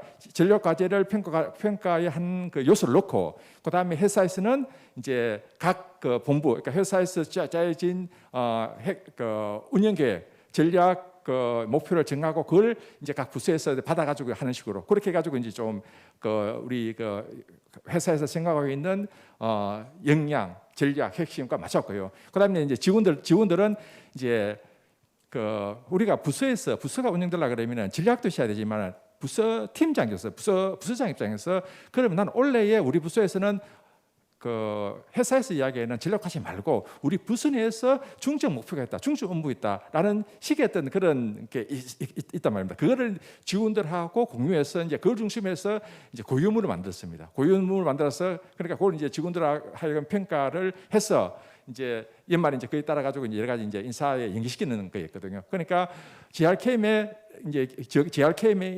그러니까 제가 이제 컨설팅 들어가지고 설계한 것은 직원들 역량을 높이기 위해서는 우선은 직원들의 가지고 있는 열정이라든지 에너지를 어떻게 머지시킬 것인가를 전략을 가져갔고요. 그뿐만 아니라 본인들이 가지고 있는 역량을 직무 중심으로 해서 어떻게 하면 레벨화시킬 것인가. 이것은 평가를 잡았습니다. 평가를 잡고 그다음에 그걸 하고 난 뒤에 만약에 이제 연말이나 연초에 평가 결과를 보고 이제 부서장이 직원하고 면담을 통해 가지고 또 이제 그 외적으로 그러니까 업무를 하려 그러면 또 역량이 역량 모델링성 역량이 뒷받침돼야 되니까 그것을 이제 교육 기회를 통해 가지고 이렇게 이제 부여하는 식으로 그런 식으로 이제 이렇게 시스템으로 지금 이 접근을 했었습니다.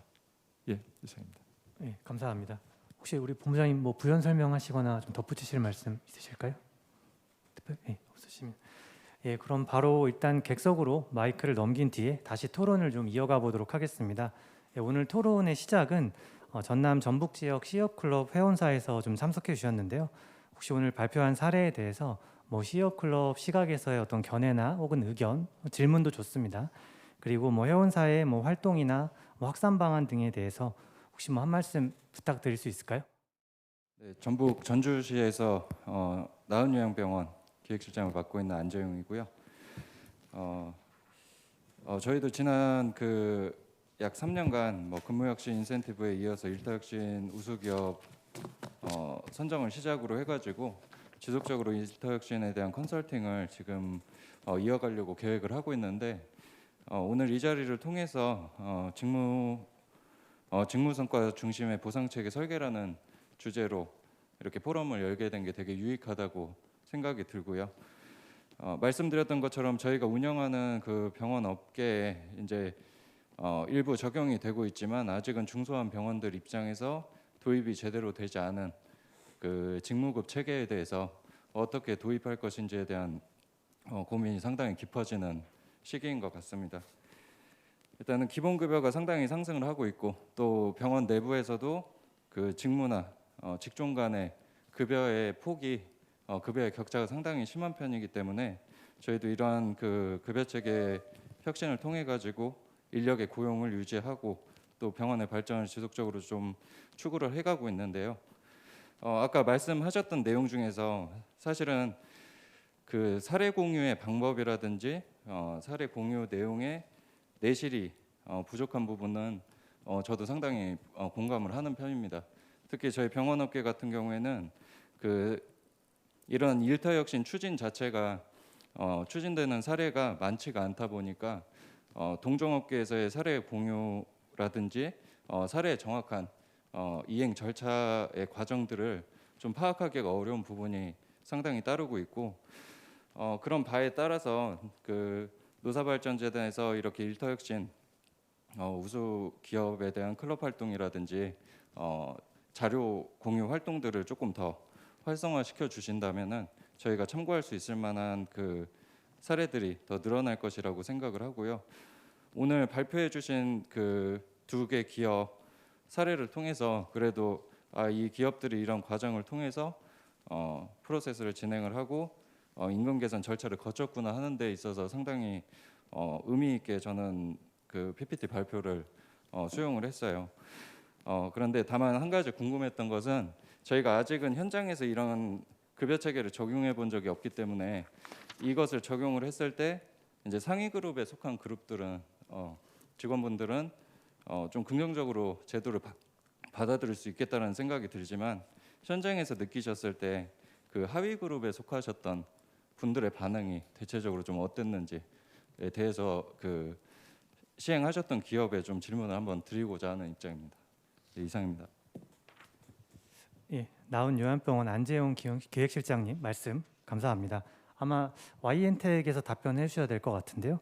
예, 딱 요약하면 이제 그런 얘기였던 것 같습니다. 평가 요소 값이 상위 그룹 같은 경우에는 당연히 수용성도 높고 긍정적이었겠지만 하위 그룹 같은 경우에는 혹시 그런 반응이 어땠는지 또 그거를 수용성 있게 끌고 가는 과정은 어땠는지 그 부분에 대한 질문 답변 부탁드리겠습니다. 제가 간단하게 설명드리겠습니다. 일단 저희들은 지금 현재 안을 만들어서 추진 중입니다. 사실 결과적으로는 아직 이렇게 나온 답은 없고요. 일단은 그 하위직 아까 제가 말씀드렸던 대로 일단 저희들이 개별적인 평가 부분인 직무 평가라는 부분이 아니고 직무를 족하는 그런 구성원을 만들어 가지고 하기 때문에 아직까지 그런 건 없습니다. 아까 말했던 개별 하위직이 아닌 거기에 속하지 못한 그 종사자들, 가령 뭐 영업이라든지 뭐 사무직이라든지, 그러니까 업무적으로 힘든 일만 하신 분들이 직무 평가에서는 좀 높을 편, 기술적으로 요하는 부분이 높지 않겠습니까? 상대적으로 서포트 해주는 그런 과는 꼭 필요하지만 그런 분들은 또 상대적으로 좀 낮게 나오다 보니까 소외감을 현재 느끼고 있는 부분인데, 그러니까 그런 부분을 처음부터 크게 과대하게 실행하는 게 아니고 차츰차츰 조금씩 아까도 말씀드렸다시피 임금 인상을 해년마다 하기 때문에 그런 부분에서 갭을 주면서 조금씩 이렇게 할 생각입니다. 예, 답이 되는가 모르겠습니다. 네, 답변이 좀 되셨을까요? 네. 그러면 이어서 오늘 마지막 순서인 이제 자유 토론으로 좀 넘어가 보도록 하겠습니다. 오늘 제가 서두에 말씀드렸다시피 다양한 분들께서 지금 참석해 주셨는데요. 시작하면서 말씀드렸다시피 서로 간의 생각도 괜찮고 저희가 또 공유하는 자리이기 때문에 질문이나 의견 좀 편하게 말씀해 주시면 좋을 것 같습니다. 특히 오늘은 노사협력을 통한 일터혁신에 대한 사례 발표였고 또 노동조합의 유무에 따른 좀 케이스별 다른 내용도 좀 담고 있었기 때문에 발표나 좀 토론을 들으시다가 이거는 좀 우리 사업장에 비춰봤을 때 좀 비교가 될 것 같다, 아니면 좀 궁금한 점이 있다, 혹은 앞으로 컨설팅 진행이나 노사협력을 통한 좀 기관 운영에 이런 부분을 좀 참고하고 싶다, 뭐 이런 내용들 아무 편하게 말씀을 해주시면 저희가 그 부분에 대해서 토론을 이어가면 좋겠습니다. 손을 가볍게 들어주시면 저희 담당자가 마이크를 건네드릴 수 있도록 하겠습니다. 예, 말씀 부탁드리겠습니다. 예, 저는 그 한국생산성본부 소속으로 활동하고 있는 최백년 컨설턴트입니다. 요즘 그 조용한 퇴직자라고 다 들어보셨죠? 조용한 그만두기. 근데 최근에 들어와서 이제 그런 말들이 많이 유행하고 특히 이거 MZ 세대들은 더욱더 그런 것 같습니다.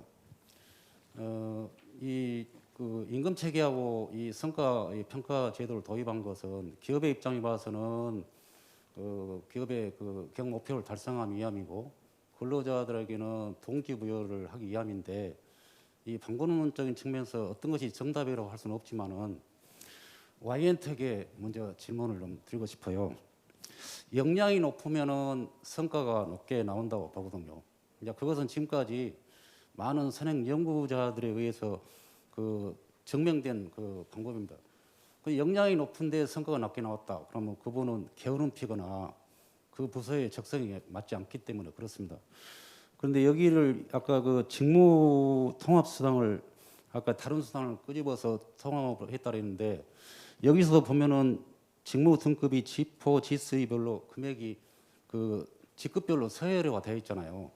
그러면 내가 역량 평가를 높게 받아도 예를 들어서 내가 G2라면 12만 원밖에 받을 수 없어요. 그러면 이제 이 방안을 업적 평가나 역량 평가를 가지고 임금 인상이나 뭐 승진이나 반영되는데 굳이 왜 이것을 이렇게 했을까 그런 생각이 들어요. 그렇지 않으면 등급별로 S, A, B 등급이 몇 점 이상이면 얼마를 주고 몇 점이면 얼마를 주고 이렇게 한 것이 차라리 좋았지 않았을까 이런 생각이 들 건데 여기에 대한 답변을 좀 해주시고 또 추가 질문을 드리겠습니다.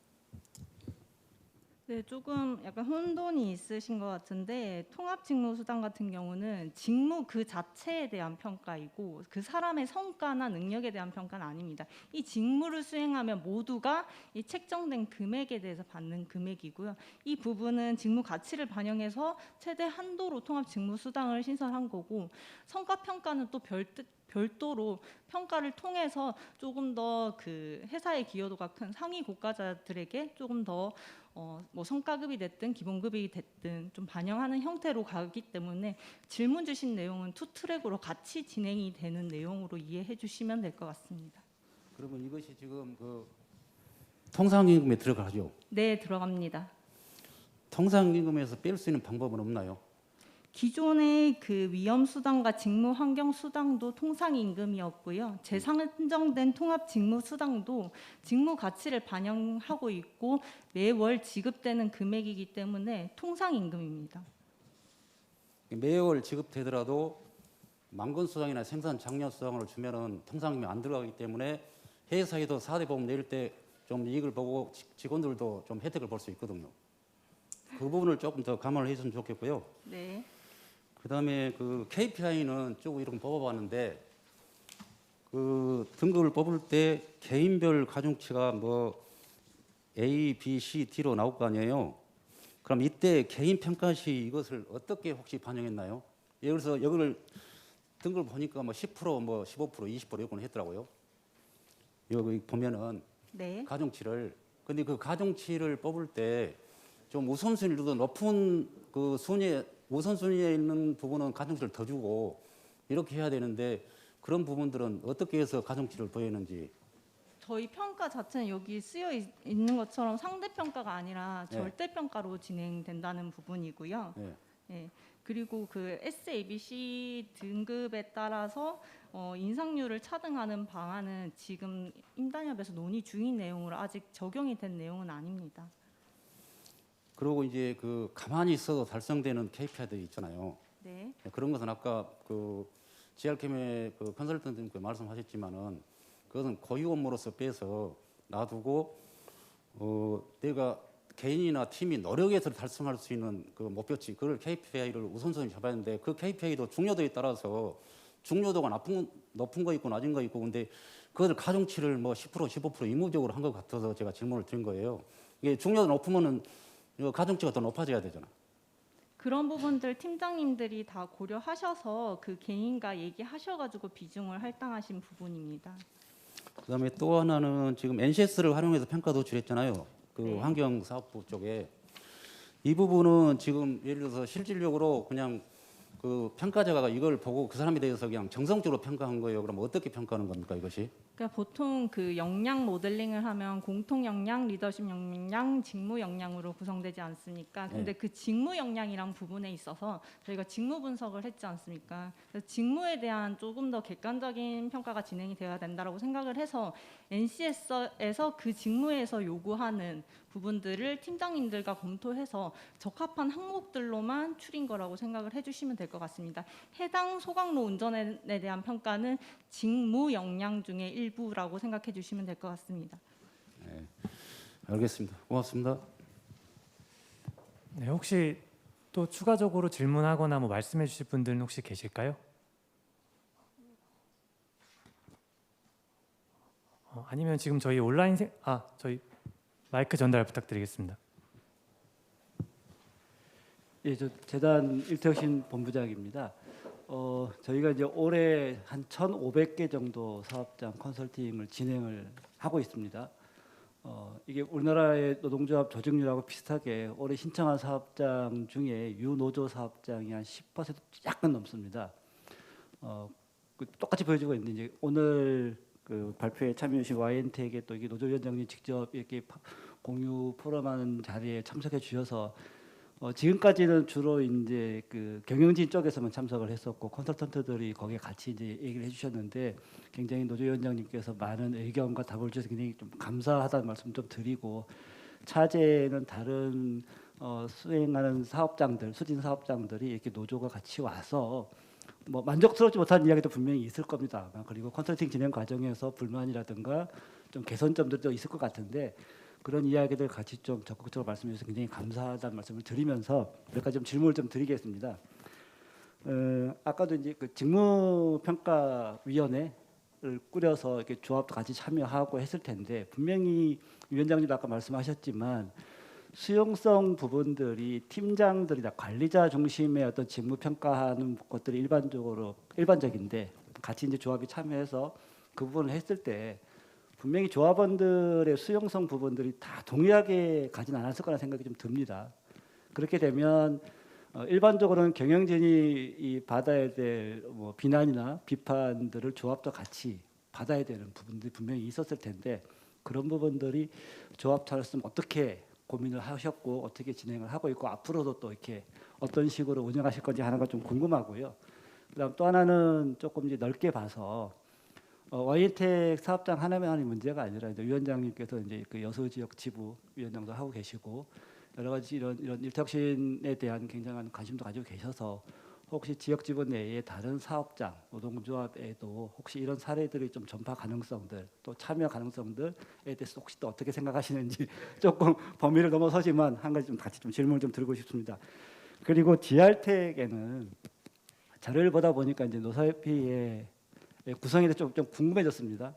디자인팀 구성을 보니까 근로자 대표로 공장장님이라고 이렇게 표시가 되어져 있어서 GR텍의 노사협의회 구성 방식이나 근로자 대표 선출 방식이 혹시 어떻게 되는지 일반적으로 공장장님이 근로자 대표성으로 참여하시는 사업장은 거의 보기가 힘들거든요. 굉장히 좀 특이해서 그런 노사 참여형에 있어서 어떤 역할들이라든가 선출 방식이 어떻게 되는지 좀 궁금합니다. 그리고 노사협의회가 이런 컨설팅이라든가 어떤 이 변화 관리의 측면에서 어떻게 참여했는지 좀 궁금합니다.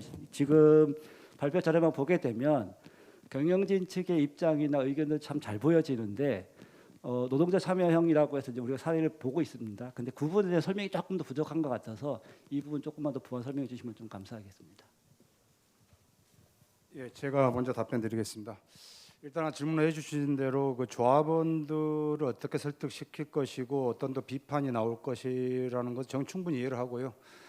좋게 이야기하면 그렇지만 나쁘게 이야기하면 또 제가 회사 편에 붙어서 어용 노조라는 부분도 평가를 받을 수가 있습니다. 그래서 아까 서두에서 말씀드렸다시피 좀 그런 부분을 깊이 고민했고 하지만 어찌됐든 열심히 일하고 힘들게 일하는 그 직무 쪽은 그나마 좀 더 해주고 또 좀 상대적으로 편한. 근데 저희 조합원들이 그렇게 느낍니다. 쉽게 말하면은 물론 출근해가지고 회사에 출근해서 힘들지 않는 일이 어디가 있겠습니까? 다 힘듭니다. 나름대로 다 힘든데 하지만 저희들이 32년 동안 오면서 조합원들 스스로들이 어떤 부서는 힘들고 어떤 직무는 힘들고 이런 부분은 조합원들이 충분히 알고 있습니다. 그렇기 때문에 아직 저희들이 협의 중이고 시행을 하지 않았지만 혹 시행을 하게 되더라도 그런 부분을 노동조합 대표자로서 조합원들한테 이해를 시키고 또한 덧붙여서 회사에서도 믿음을 가지고 원칙을 가지고 공정성, 객관성, 합리성을 위주로 해가지고 시행하다 보면은 아마 큰 문제 없을 거라고 저는 생각하고 있고요. 아울러 또 저희들이 직무급제를 해가지고 굉장히 해갖고 임금이 막 많이 오른 것은 아니고요. 기존에 있던 어떤 수당을 조금씩 차이를 두면서 상대적으로 가령 하나 예를 들어서 뭐 20만 원을 월에 지급한다고 하면은 또 그 부분은 좀 적게 조정 이렇게 할 수 있는 그런 건 충분히 영향이 있고요. 또 제가 항노총 여수 지역지부 50개 노동조합과 5,200명의 노동조합원을 대표로 맡고 있는데 일단은 저는 MZ 세대 요즘에 그 젊은 친구들이 보면은요 참 이런 부분에 대해서 굉장히 공감돼 저한테 질문도 많이 들어오고 어떤 교육 프로그램 질문 많이 들어오는데 이 노동조합이란 습성은 사실 선거 3년마다 2년 내지 3년마다 선거로 선출되는 직입니다. 그러다 보니 함부로 어떤 규정을 받기가 굉장히 어렵긴 어렵습니다. 그런데 대기업들 뭐 몇천 명 뭐 이런 데 같은 경우는 아예 논의 자체를 안 하죠. 또 100명 단위도 별로 논의를 안 하는데 제가 생각하는 것은 아까 말씀드렸던 믿음이 전제 조건으로 해서 100인 이하 사업장은 충분히 가능성이 있다는 걸 생각하고요. 또한 여수 지역지부를 맡고 있기 때문에 그런 부분에 대해서 한번 전파를 하고 또 좋은 방법 하나 부탁드리고 싶은 것은 사용자 측에서요. 이게 어떤 사람을 평가를 할 때 정말 신중하게 고민해야 됩니다. 이 한 단추가 잘못 끼어버리면은요, 이거는 하나마나 오히려 더 부작용이 많이 발생되는 거거든요. 그래서 저는 마지막으로 간곡히 부탁드리고 싶은 게 해서 사업주라든지 경영하신 분들이 이런 부분에 대해서 객관성, 공정성, 합리성을 신중히 해가지고 노동조합에 접근하면은 아마 저는 도입이 가능하다고 생각하고 있습니다. 이상입니다. 예, GRCAM입니다. 이제 우리 본부장님께서 우리 GRCAM의 그 노사 협의회 제도에 대해서 이렇게 질문을 하시는데요. 이게 이제 우리 중소기업 들어가게 되면은 이 노사 협의회가 천태만사, 그러니까 회사 여건에 따라 너무 달라요. 이게 특히 우리 이제 GRCAM 같은 경우는 뭐냐면 2014년도에 법정 관리 들어갔습니다. 법정 관리 들어가가지고 2017년, 18년도 이렇게 이제 나와가지고 지금 이제 아주 흑자로 이 운영되고 있는 사업장인데 이 법정 관리에 들어가는 그 기간 동안에 이 말하자면 근로자들이 지금 남아 있는 근로자들은 정말 한가죠. 그러니까 그러니까 노사 관계 자체가 너무 협력적이에요. 끈끈하고 막 그런 식의 어떤 조직 문화를 지금 GRCAM이 가지고 있는 상황입니다. 가지고 있는 상황인데 그때 이제 그 당시에 빠져나오면서 운영하면서 이제 그게 뭐 직급과 무관하게 그러니까 조직에 약간 오피니언 리더 하는 사람이 있단 말입니다. 그런 식으로 이제 해가지고 실질적으로 제가 이번에 그 노사협의회를 구성할 때 근로자들에 대한 선출을 했습니다. 그러니까 이 공장장님이 회사에서 지정한 게 아니고 선출을 통해서 선정됐습니다. 다 부장이지만은 그러니까 이제 선출을 했는데 그러다 보니까 그러니까 노사협의회가 GRCAM의 현재 조직 문화 특성상에서 무슨 뭐 이렇게 같이 끌고 나가는 거지 막 반대를 하고 이 갈등 관계 노조 차원 아니고요. 그러니까 상당히 법정 관리를 벗어나면서 이게 일체화됐습니다. 일체화돼가지고 긍정적인 아주 긍정적인 그러니까 이 본부장도 회사예요, 회사. 그러니까 회사의 부서장식으로. 그러니까 다 그렇게 일을 하고 지금 그 조직이 아주 똘똘 뭉쳐가지고 운영되고 있는 그런 상황입니다. 상황이고 그다음에 이제 그러다 보니까 이 컨설팅을 진행하면서 또 근로자 참여 자체가 이해적이요, 협조적이에요, 무조건. 그러니까 하자 그러면 따라오고. 그러니까 이제 단 문제가 뭐냐면은 몰라요. 그러니까 그 직무 프로파일을 만드는데 이야기하게 되면 못 알아들어요. 이제 그런 좀 어려움이 있었어요. 얘가 설득하고 또 부상 설명하고 몇 번 하고 상당히 어렵게 도출됐는데 그 과정에서 근로자들의 그러니까 질문에 몰라서 질문이지 이게 해야 되나 안 되냐는 것은 거의 없었습니다. 거의 수능적으로 따라왔습니다. 그래서 제가 컨설팅 하면 상당히 편하게 했는 거죠. 그러니까 제가 설명하고 뭐를 좀 알려주고 가르쳐주면서 이제 진행했기 때문에 그런 식으로. 그러니까 우리 GRCAM은 조금 약간 독특한 것 조직의 특성이 있다라고 그렇게 지금 말씀드리고 싶습니다. 네, 혹시 본부장님 답변 되셨을까요?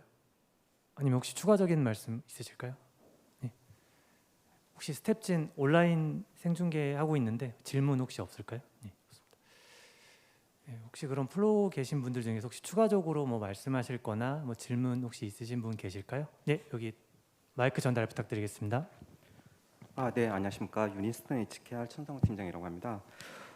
다름이 아니고 두 분 교수님께 한번 좀 질문 좀 여쭤보고 싶은데 저희도 2017년에 이제 노사발전재단 도움을 받아가지고 임금체제 개편을 해가지고 반영을 했고 지금 신규 프로젝트로 이제 직무급제 도입을 반영하기 위해서 진행을 하고 있는데요.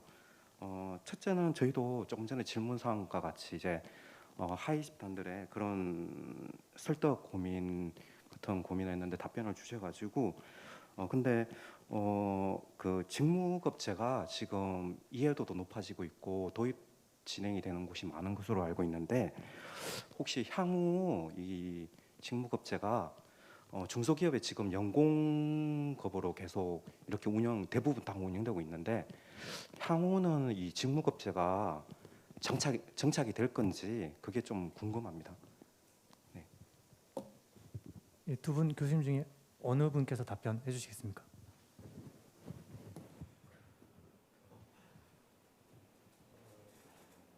지금 어느 사업장이라고 하셨죠?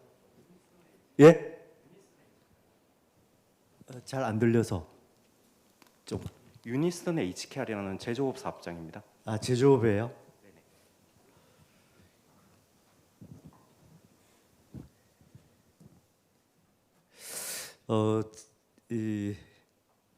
사실은 제가 이제 뭐 그 직무급에 대해서는 상당히 오랫동안 연구를 좀 해왔습니다. 저는 특히 이제 임금 체계에 관해서 근데 독일과 일본, 우리나라 임금 체계를 비교 연구하는 연구를 좀 오랫동안 진행을 좀 해왔습니다. 근데 이게 참 지난번에 그 고용노동부하고 노동연구 공동체로 얼마 전에 한 20일 전인가요? 그 서울에서 토론회가 열렸는데 거긴 제가 이제 발표를 했습니다. 제가 그 고용노사관계학회에서 최근에 11월 달에 어느 리서치 회사에 의뢰해서 수집한 데이터를 이제 제가 분석을 했거든요. 그게 이제 데이터 개수가 한 2,400개 정도 되고 그 전국에 있는 근로자 10인 이상 근로자를 대상으로 해서 수집된 데이터인데 거기 결과로는 일단은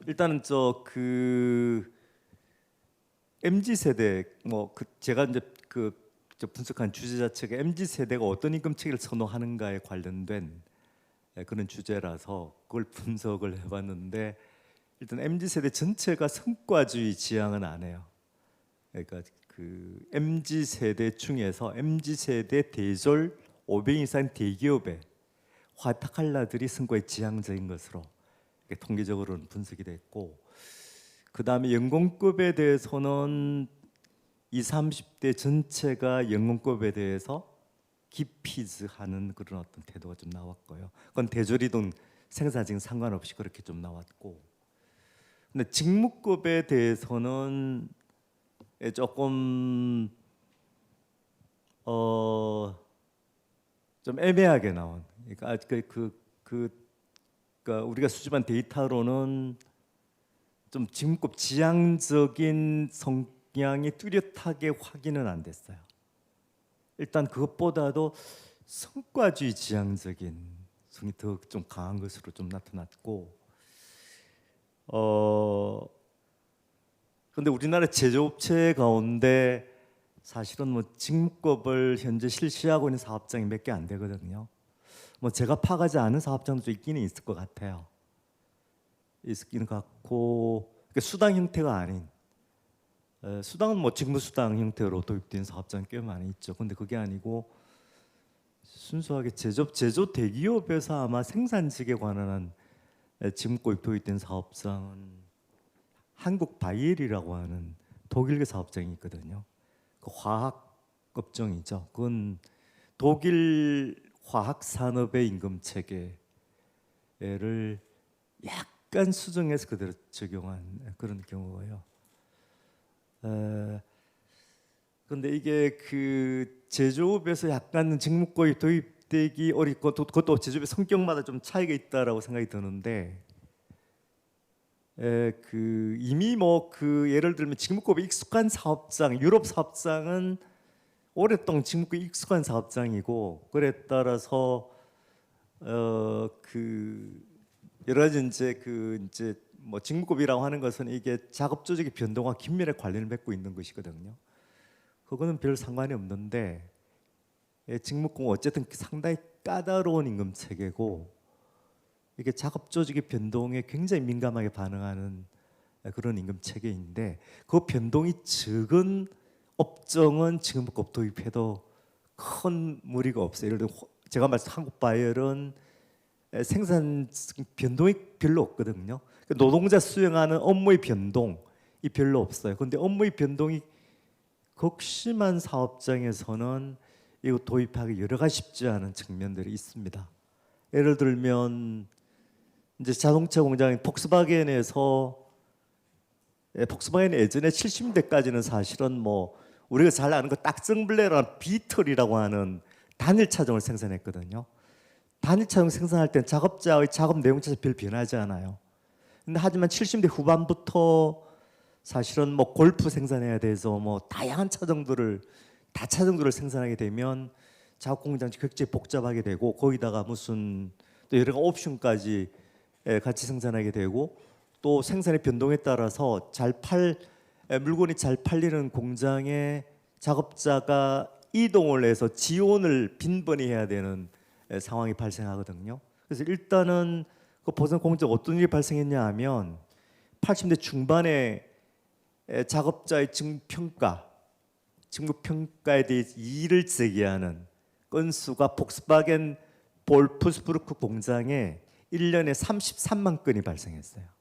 그러니까 내가 지금 하고 있는 작업 직무평가 이게 현재 4등급인데 이게 4등급 아니야. 나 5등급이니까 올려줘라고 이의제기를 하게 돼 있는데 폭스바겐 작업 공장이 한 작업자가 한 5만 정도. 근데 이건 뭐 그 사무직 빼면 아마 약간 더 줄어들게 되겠지만, 그러니까 공장 작업자 1인당 거의 뭐 한 7, 8건 정도의 이직을 했다는 이야기거든요. 33만 건 이직이는 회사가 관리할 수가 불가능해요. 그래서 임금 체계 자체를 고쳐버리거든요. 수정해버리고 로디라고 하는 그런 어떤 임금 체계로 수정을 해버리게 되고, 그 임금 체계의 그 구성 요소도 좀 평가 요소도 단순하게 만드는 작업들을 해요. 그런데 기본적으로 사실은 이 유럽 쪽은 사실은 그러니까 그 숙련이 더 많이 요구되는 직무를 하는 노동자가 그렇지 않은 노동자보다도 더 많은 임금을 받아야 된다는 합의가 분명해요. 분명합니다. 근데 또 미국 같으면 또 이것도 그 사실은 미국식 직무법 체계가 이게 또 80년대 흔들리기 시작하면서 사실은 임금 체계 자체를 굉장히 바꿔버리거든요. 어떤 식으로 바꿔버리냐 하면 그 이제 자동차 공장의 숙련 노동자는 사실은 보전 노동자예요. 보전이 그런 공장에 제일 많이 숙련이 요구되니까 이 보전 노동자에 대해서는 지금 숙련공으로 직무 등급을 할당을 하고, 그 나머지 노동자 이전 같으면 몇 등급으로 구분돼 있었는데 이걸 다 통일시켜 하나의 등급으로 만들어버려요. 그래서 그리고 또 뭐 예를 들면 그렇지 않은 유럽의 공장 같으면 사실은 4등급의 노동자가 다른 공장의 3등급이나 5등급 공정에 이동을 해서 지원을 해야 될 일이 발생하거든요. 그런 일이 발생했을 경우에 또 까다로운 문제들이 발생하게 되고 어쨌든 거기서 노사 간의 합의에 의해서 그런 문제 해결하는 절차들이 있습니다. 그리고 또 하나는 간격이라고 하는 문제가 있어요. 간격. 간격이라고 하는 것은 예를 들면 자동화 기계가 투입돼서 기존의 5등급이 4등급, 3등급 하락하게 되는 경우가 생기게 돼요. 원칙이 직무급 하에서는 간격을 인정해야 되거든요. 이런 문제 때문에 사실은 우리나라 제조업의 직무급이 앞으로 확산될 것인지가 상당히 조금 사무직은 좀 그렇지 않습니다. 우리나라 뭐 사무직은 꽤 다국적 기업은 상당히 많이 직무급이 도입돼 있고 공무부문도 점차적으로 직무급 확대될 그런 어떤 추세 있는데 제조업의 직무급의 전망에 대해서는 상당히 불확실하다. 뭐 이렇게 제가 말씀드리겠습니다. 예, 팀장님 답변이 좀 되셨을까요? 예. 예, 그러면 지금 혹시 한두 분 정도 더 질문을 받을 수 있을 것 같은데요. 혹시 질문해 주실 분 계실까요? 없을까요? 예, 저쪽 마이크 전달 부탁드리겠습니다. 예, 오늘 좋은 두 개 업체의 사례를 잘 보았습니다. 저는 지금 두 개 업체에 대한 질문을 하는 게 아니라 일터혁신 컨설팅의 혁신을 위해서 한 가지 이렇게 제안을 드리고자 이렇게 말씀을 드립니다. 현장에서 이렇게 저희들이 컨설팅을 하다 보면 일터혁신 컨설팅에서 주어지는 9개 내지 10개의 그 영역 안에서 이렇게 컨설팅을 수행하고 있는데요. 한 가지 그 핵심적인 사항들을 놓치고 있는 것 같아서 한 가지 추가적인 이런 영역이 있었으면 어떻겠는가 하는 그 제안을 말씀을 드리고자 합니다. 업체들이 굉장히 중요한 것이 재무적인 사항들이 굉장히 중요하거든요. 그래서 결론적으로는 재무 구조 개선이라는 그런 영역이 한 가지 더 있었으면 좋겠다라는 생각이 들어서 고용노동부나 노사발전재단에게 제안을 드리는데요. 이 대부분 CEO들이 자기 재무 사항에 관해서 잘 알고 계신 분도 있는가 하면 대부분이 이렇게 현장에서 보면 회계 감사 보고라든지 이런 감사 보고 결산 보고라든지 이런 것을 보고 그냥 적정인가 한정인가 이런 수준으로 판단하는 것으로 끝나는 경우들이 많고 하는데 제 생각에는 경영 분석을 해서 그 회사의 재무적인 사항이 어떻게 되는 것인지 예를 들어서 기업 체질 분석이라든지 BP 분석이라든지 이런 것을 통해서 재무 구조를 개선하기 위한 그 이슈 도출을 해서 어떻게 이렇게 해결할 수 있을 것인가에 대한 이행 방안을 마련하는 그런 것이 상당히 중요하다고 저는 생각을 하거든요. 지금 우리 일터혁신 컨설팅의 9개의 영역은 그 HRMD 그러니까 이제 승진이라든지 이제 임금이라든지 채용이라든지 이제 조직 문화 이런 분야로 이렇게 되어 있고 또 생산 분야 한 가지는 작업 조직 작업 환경 개선 이렇게 되어 있는데 거기에 가장 기본적인 사항인 즉 CEO들이 알고 또 노사간에 잘 알아야 할 재무적인 사항, 재무 분석을 통해서 하나의 좋은 이슈안을 이렇게 만들어내면 좋겠다라는 생각이 들어서 재무 구조 개선이라는 영역을 한번 제안 드려봅니다. 예, 현장에서 느낀 바로 제가 말씀드렸습니다. 예, 좋은 제안 말씀 감사드립니다. 예, 더 이상 질문이 없으시면 저희 지금 이제 전문가 총평으로 넘어가도록 하려고 하는데요. 예, 그러면 저희 마무리 그 총평으로 넘어가도록 하겠습니다. 예, 그럼 오늘 포럼의 여러 가지 저희가 공유한 내용에 대해서 두 분 전문가 토론자님들의 전체적인 마무리 말씀 및 총평을 듣도록 하겠습니다. 두 분 교수님 차례로 부탁드리겠습니다.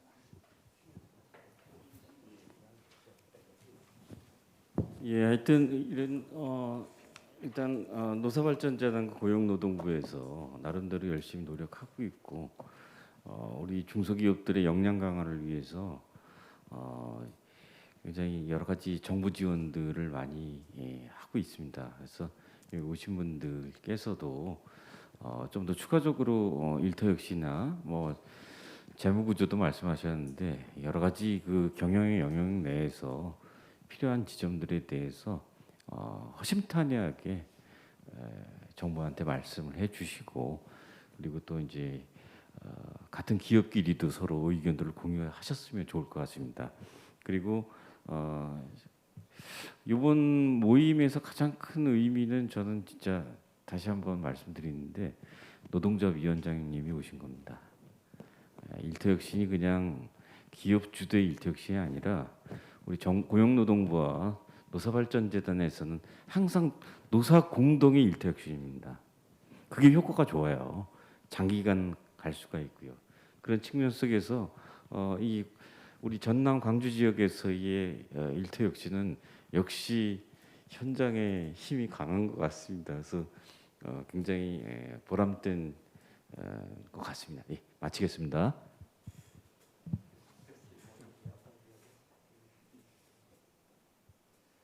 예, 말씀 감사드립니다. 오늘 혹시 저희 본부장님이나 교수님들께서 우리 위원장님 말씀을 많이 해주셔서 혹시 위원장님께서도 혹시 마무리 말씀 한 말씀 부탁드릴 수 있을까요? 죄송합니다. 제가 괜히 그냥 마이크 많이 잡고 그래서 일단은 제가 우리 교수님들 말씀하신 거 다 듣고요. 또 질문하신 내용 받았습니다만은 저는 마지막 아까도 말씀드렸다시피 드리고 싶은 게 물론 기업은 이윤의 목적으로 하고 있지만 거기에 종사하는 노동자들을 위해서 공정하게 믿음을 가지고 신의 원칙에 의해서 하게 되면은요 충분히 직무급제 그 이상 것도 다 얻을 수 있다고 생각합니다. 그 회사에 종사하는 노동자들을 위해서 좀 생각해 주시고 또 공정한 평가를 하게 되면은 아마 좋은 회사가 되지 않을까 그렇습니다. 이상 마치겠습니다. 예, 두 분 말씀 감사드립니다. 예, 벌써 오늘 포럼을 마무리할 시간이자 더불어서 2022년 전체 일터혁신 우수사례 공유 포럼을 좀 정리할 이제 순간이 왔습니다. 저번 달에 이제 직원들하고 저번 달 포럼을 마치고 이번 달 다시 포럼을 준비하면서 한 달 왜 이렇게 빨리 가냐고 벌써 또 다시 준비해야 된다고 좀 직원들하고 또 투덜거리기도 하고 또 좀 격려하기도 하고 하면서 준비를 했는데요. 예, 막상 또 마지막으로 정리 멘트를 하고 있으니까 조금 더 잘할 수는 없었나 이런 아쉬움도 조금 남는 것 같습니다. 작년에는 저희가 코로나19 때문에 온라인 중심으로 많이 포럼이 진행이 됐었고 또 이제 저희 9개 영역별 사례 중심으로 많이 진행이 됐었는데요. 올해는 그래도 좀 코로나가 완화되면서 대면 중심으로 이렇게 직접 참석해 주신 분들과 함께 이제 저희가 공감하면서 또 호흡하면서 진행했다는데 그 의의가 있지 않나 생각해 봅니다. 올해 말씀해 주신 다양한 내용들을 잘 갈무리하고 또 유념해서 저희가 내년에는 더욱 실효성 있고 좀 효과적인 일터혁신 컨설팅이 수행될 수 있도록 노력하겠습니다. 오늘 이 자리에 참석해 주신 분들과 또 온라인으로 듣고 계신 분들 너무 감사드리고요. 그리고 옆에 보시면 저희가 작지만 저희 마음을 담아서 좀 기념품을 좀 준비를 해놨는데요. 가실 때 조금 챙겨 가시면 좋겠습니다. 내년에 더 반갑게 뵐 수 있으면 좋겠습니다. 지금까지 노사발전재단 일터개선팀 강천우 팀장이었습니다. 감사합니다.